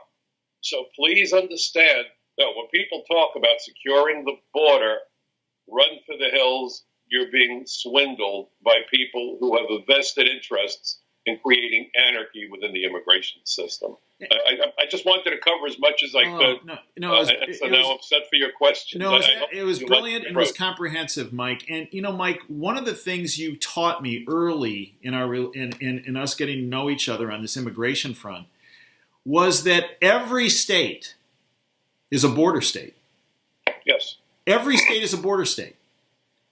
And you're the only not to cut you off, but once in the country, it's easy to move from one state to another. That's exactly. We have a huge population of illegal Mexicans living in New York City. They ran the border and then made their way to the East Coast. That's right. So the nonsense that the border states, I was the governor of a border state, yeah. George Bush's great line. Yeah, right. Nonsense. Yeah. Nonsense. It's a lie. We're all border states. Now, Mike, there's some legislation that's cooking that folks that have been pro-immigration law enforcement have gotten behind, and it's called the Enlist Act. Yes. Right? And the Enlist, and then I'll let you take it from here. Enlist is encourage new legalized immigrants to start training. Yes. Educate our viewers in what that act is all about and how really we really need to be careful with this. We have to be very careful. Look, if you've seen the terror attacks that have been launched in America since 9/11, a number of those attacks were carried out by aliens who were able to get political asylum, get green cards, get citizenship. In 2010, Faisal Shahzad, a Pakistani national who came to the United States at the age of 20 on a student visa, went on to get married, got a green card, became a United States citizen through naturalization. And if I remember correctly, it was about 13 months after he took the oath as a new U.S. citizen, he set off an SUV bomb in Times Square. Thankfully, nobody was killed. At his sentencing, the only remorse that he expressed was that he didn't get to kill anybody. Right, yeah. Special guy. And so the judge said, you just took an oath to become a citizen. He said it was a false oath. I lied. I hate America. Kidding. I don't need your freedoms. Sharia law gives me all the freedom that I want. Now, the law says that when you apply for citizenship, they're supposed to do a good moral character investigation. Bill Clinton came along during his administration with his commissioner, Doris Meisner. She's over the Migration Policy Center, I believe is the name of her outfit, who believed that as immigration commissioner, her goal was to naturalize essentially the world. They rammed 1.1 million applications for citizenship through the system so quickly, and everyone was of the belief this was done for votes, hoping that they would vote for the Democrats, that they hired new adjudications officer, and Meisner then said, you know what, even with all these new adjudicators, and in the old days, by the way, only attorneys with many years of experience working for the government were entrusted with doing the interviews for citizenship, they were hiring people that I guess a week earlier maybe were flipping hamburgers somewhere. No sense of dedication to the mission or understanding of the mission. And they just saw it as a paper transaction. There were no face-to-face interviews ultimately because Meisner said, gee whiz, those interviews are slowing the process. Mm-hmm. So they actually approved thousands of applications without even the fingerprints coming back. And then they discovered, oops, this guy has a criminal history. He should have been deported. Well, he's a citizen. We'll see what we can do sometime later. Now, here's what's dangerous. U.S. citizens, when they naturalize, on the day of naturalization, can gain new identities. And I've testified before Congress about this. I confronted Michael Chertoff about this when I joined him at Chapman University for a panel discussion. And I said, when that alien gets that new certificate of citizenship, they can put any name on that certificate they want. They can change their name. They want to be Americans. They want to sound American. That's fine. I know plenty of people that were friends of my late parents who came after the Holocaust, and they wanted to sound American. So, they changed their name so it didn't sound Eastern European, whatever. That's fine. But their passports only reflect their new name. Now, think about that. So, suddenly, you have Mohammed becoming Mike, which is fine. I have no problem with it. But the passport only reflects the new name. So these folks are putting themselves in their witness protection program. I had a case where an inspector at a major port of entry called me up. He was beside himself. He knew that I was working with folks in Congress. And he said, Mike, I haven't had a good night's sleep in 2 months. I finally decided to call you. I said, what's the problem? Well, I had a guy come into my booth, again, at a major international airport. And the guy's passport said he was born in Lebanon. He had an Anglo-sounding name. My top-secret clearance had expired. I didn't have a need to know. So let's say his name is Robert Anderson, just because it sounds Anglo, okay? Robert Anderson, he runs the name on the computer as he's supposed to, as an inspector at a port of entry. It comes up, no record, everything is great. The guy was born in Lebanon, spoke with a very thick, difficult-to-understand dialect, sounded Arabic. And so he figured, well, the guy probably wasn't born to American citizen parents who had a child overseas. He probably naturalized. Playing the hunch, he said to this guy, what was your name before you naturalized? Well, the guy gave him the name. Mm-hmm. And when he ran that name, it turned out this guy was a wanted international terrorist who, in the 4 years since he was naturalized, traveled extensively on this new name to Europe, Asia, the Middle East, and Latin America. Think about that. We endangered our allies.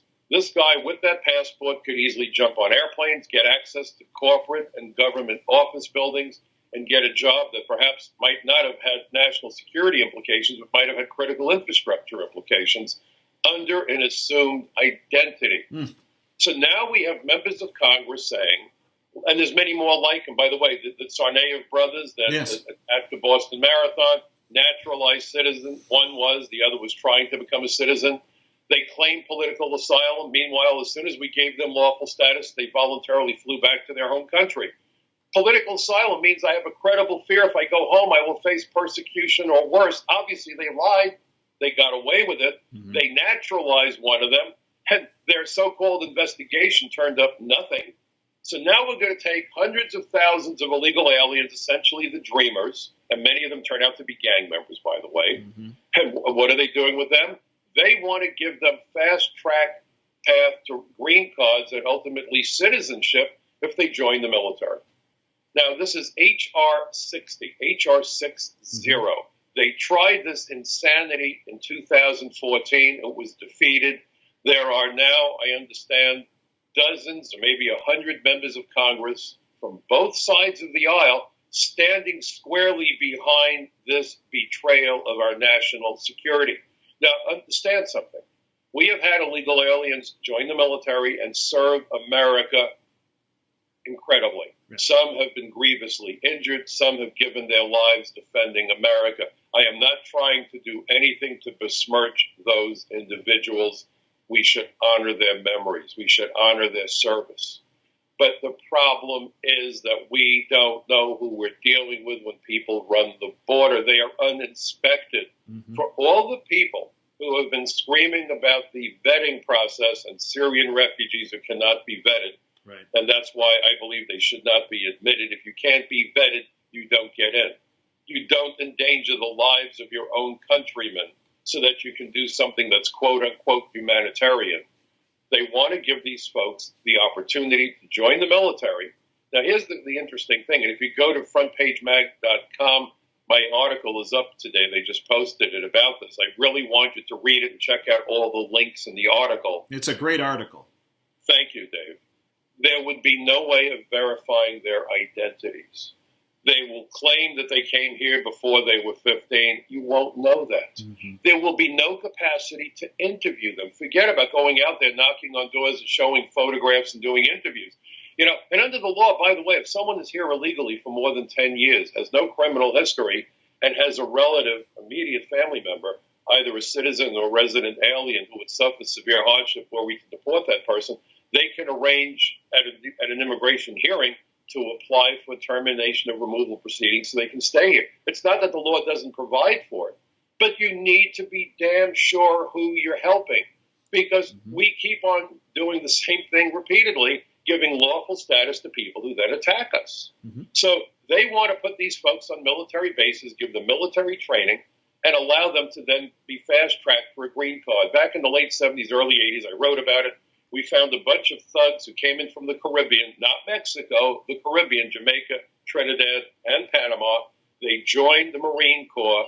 There were recruiters who were being pressured to meet their quotas for new recruits. Some of these recruiters provided fake ID. There's a whole market out there for this garbage. That's why identity theft has gone through the roof. And these guys got military training, and as soon as they got tactical military training, they stole heavy-duty weapons, machine guns, and committed a string of commando-style bank robberies all over the New York City area. I wound up working with ATF, what was then Office of Naval Intelligence, now it's NCIS, and the New York City Police Department. We also know that there's a huge number of gang members who've joined the military. They learn military tactics. They are battle-hardened in the Middle East. In fact, there's graffiti from the gangs, MS-13 and the others all over the Middle East because they're in our military. They come back, and our police officers, especially in small towns, are no match for these thugs. And understand that they just arrested 2 Hezbollah operatives who were naturalized citizens. That's what my article is about today. And one of the crimes that they're charged with is going overseas to get military training so they can handle, I believe it was shoulder-launched missiles and other such military hardware. Well, now stop and think. We're so concerned that they were getting military training in the Middle East. The Enlist Act would have given them training here in the United States. That's exactly right. Both of them had said that they believed that the fact that they were citizens was critical to their handlers at Hezbollah. In fact, one of them was told, go get citizenship, go get a U.S. passport. We've seen this pattern before. Right. In fact, he went to training camp at age 17 because his family is affiliated with Hezbollah in the Middle East. Yet we admitted him after he went to the training camp. We gave him citizenship.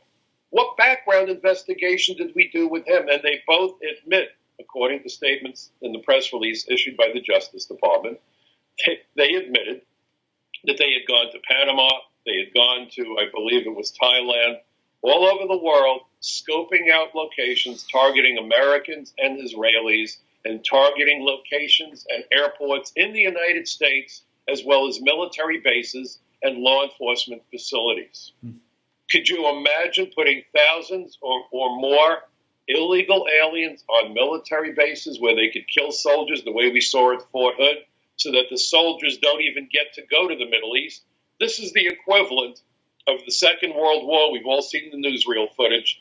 American planes strafing airplanes on the ground, the enemy, so that they don't get to take to the air, so that they don't have to fight them in the air. That's the equivalent of hitting a military base in the United States. If they could kill soldiers here, they won't have to deal with them on the battlefield overseas. And we have members of Congress, Republican and Democrat alike, who are seeking passage of a bill that would be doing exactly what Hezbollah, Hamas, ISIS, and Al-Qaeda desperately want: to get their individuals onto our bases and get them some of the finest military training available in the world. Mike, what should our viewers do to stop this Enlist Act, this H.R. 60 legislation? Go and look up the article. See if your member of Congress is one of the signatories. If he or she is, don't stop calling.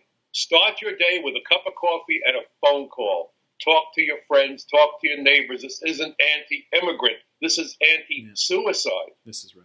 You know, think of how careful we are as to who we allow on military bases. There's weapons there. There's intelligence there. Our soldiers are there. Why in the world would you want to take people who snuck into the country so we can't verify their entry data or even their identities and give them access to the crown jewels of U.S. national security? This is as dumb an idea as anything I have heard in quite some time. And I want to put things in perspective.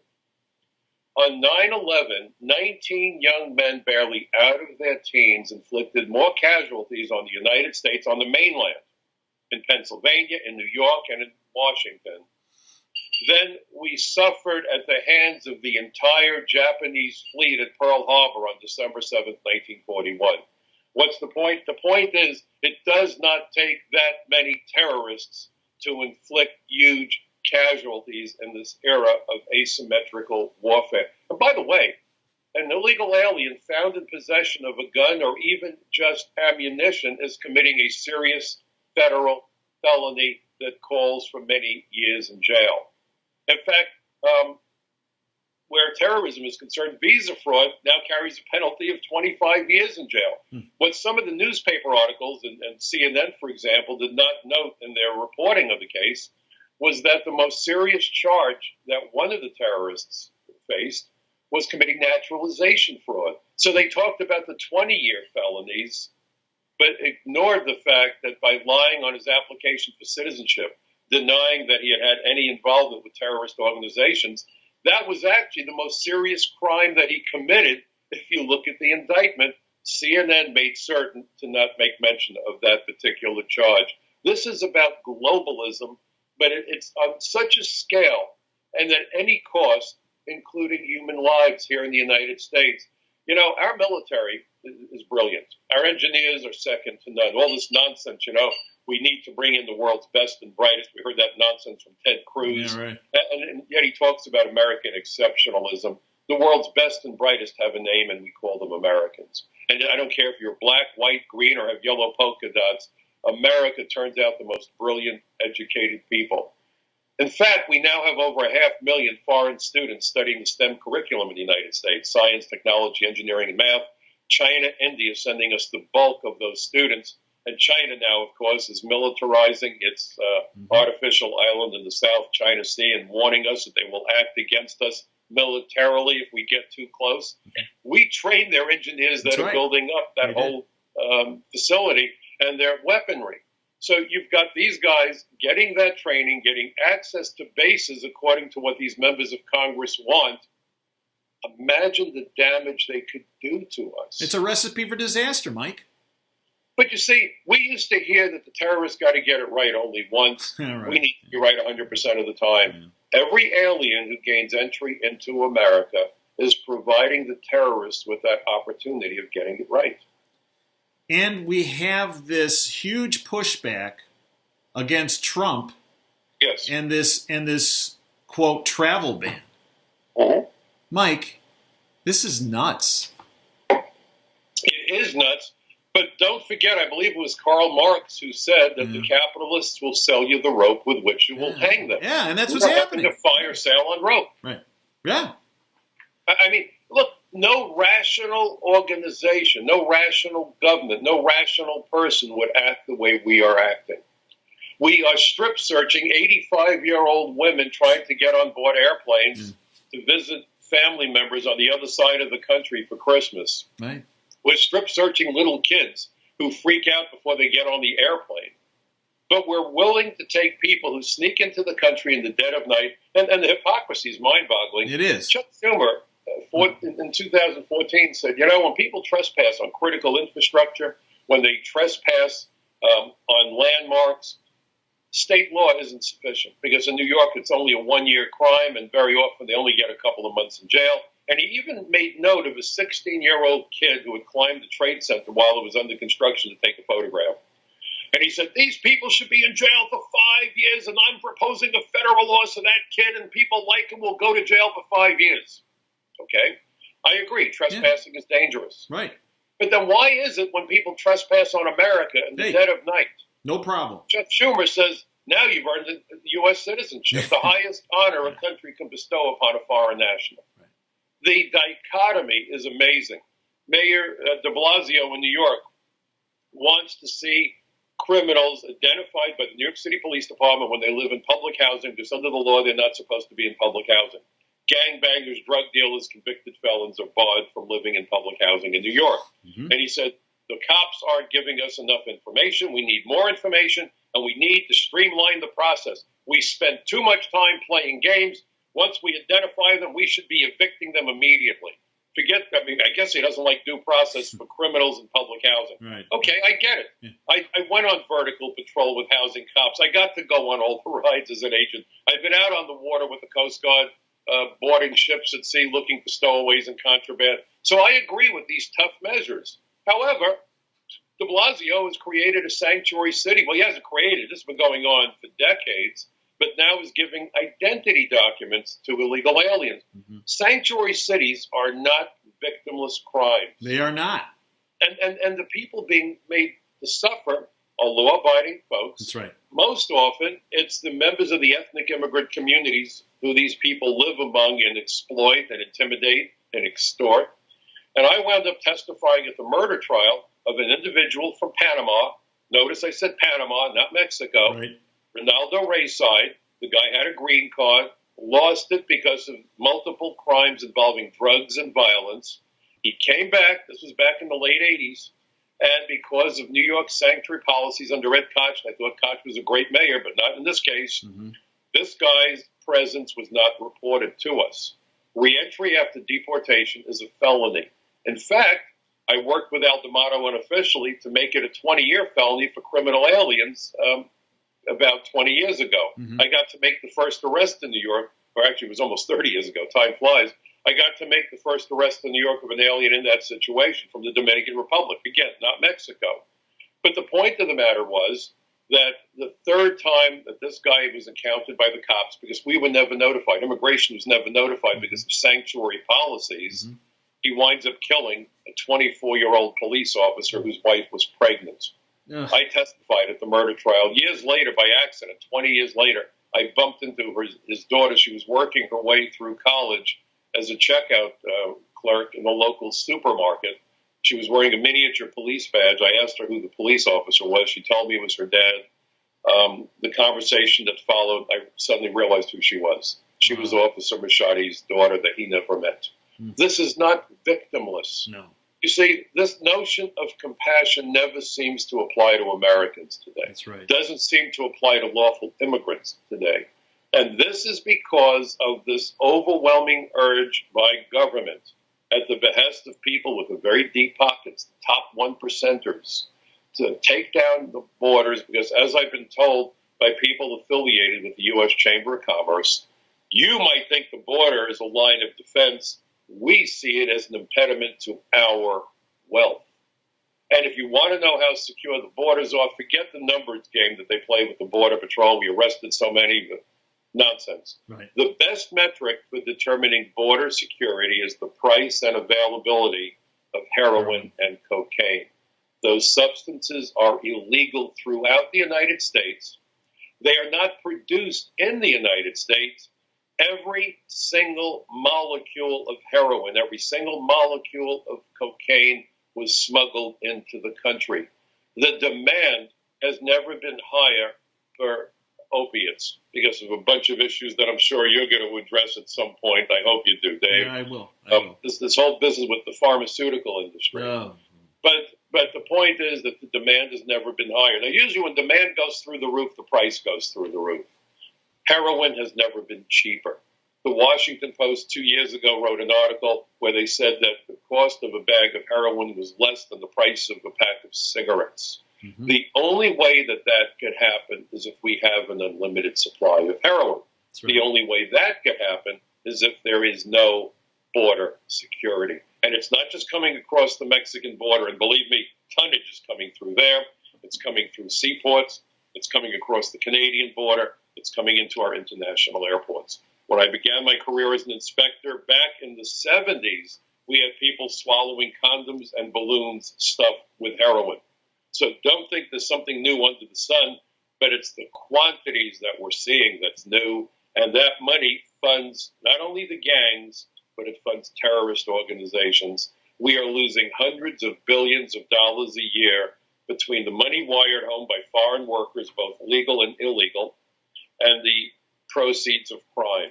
I would argue that if you took the drug money out of banking, real estate, and Wall Street, they would struggle to survive. They are awash in money, and that money is from ill-gotten activities, primarily the drugs, and that's where the violence is coming from, and that's where the gangs are coming from. And because this garbage is smuggled into the country, the way that the gangs overseas control the product and the proceeds is to bring their people into the country to make certain they have a tight fist on the money and on the drugs. And that's what I saw up at DEA. Mm-hmm. You say people don't realize the nexus. It's all interconnected. And yet, if you go online, if you want open borders and anarchy, you're described as pro-immigrant. That's it. Yeah. Let's call them what they are, anti-enforcement, pro-anarchists. And, Mike, to back you up on this, I recently did some research in our area. A bag of heroin in the Ann Arbor school districts, $10 for a bag of heroin. $30 bucks for a Vicodin tablet. Yes, and you're saying the school districts. In New York, do you know that they are providing Narcan to the nurses in public schools? The antidote to heroin overdoses being provided to nurses in public schools in New York and in other cities around the country. Mike, how can politicians claim to represent us when they do nothing to address this insanity? Mike, you are a wealth of information. On a daily basis, you put tremendous amount of information. As we close today, educate our viewers on how they can follow you on a daily basis, because I believe it's critical. Sure. Again, please go to my website. It's michaelcutler.net. Please let your friends know about it. I call it my bucket brigade of truth. I also always like to tell people that democracy is not a spectator sport. I need your help. Post this stuff on social media. Listen to my the podcasts of my radio show. I do an hour show every Friday night, the Michael Cutler Hour on Blog Talk Radio. Go to capsweb.org. I do a ton of writing for frontpagemag.com for the social contract. Newsmax now has asked me to do some writing for them. That's great. But please get involved. Please try to see beyond the lies and the propaganda that we're being told. And remember, it's both sides of the aisle. This isn't a left-right issue. So many people say to me, well, I'm a conservative and this guy is a conservative. I don't care. The issue is, I'm a labor guy. I'm a registered Democrat. I can't tell you the last time I voted for a Democrat. They're crazy. They've lost their mind. They've lost their moral compass. But so is the other party. Yeah, great. You have to vote for individuals because right. These parties could not be more corrupt if they tried. And after passage, by the way, of Citizens United, it basically loosened the purse strings, so unbelievable quantities of cash are flowing into campaigns. Why do you think people give money to both candidates running for the same position? They're not ideologues. No. They want to make sure that they win, that they get the influence and the access they want. So please, notify your friends, notify your neighbors, tell everyone you can, michaelcutler.net. Please listen to my podcast, the Michael Cutler Hour. And beyond that, I have to tell you, Dave, it's a thrill to join you on your new venture in communicating with the American people. And finally, if you know of opportunities for public speaking events, debates, panel discussions, whatever, I've been doing this all over the country. This is the antidote to the news blackout. That's right. By the lamestream media. And again, you can reach me through michaelcutler.net. You can reach me through Dave Janda. And I just want you to know, I know you're starting out, so I'm very honored to be one of your early guests. But I wish you a long and successful second career, Doc.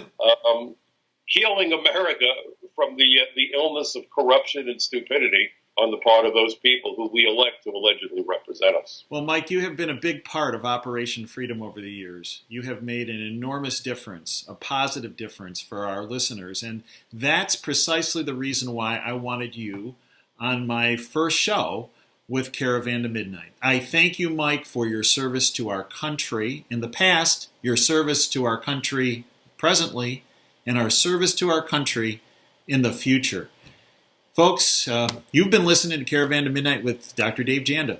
Until next time, this is Dave Janda signing off. Dream big and dare to fail.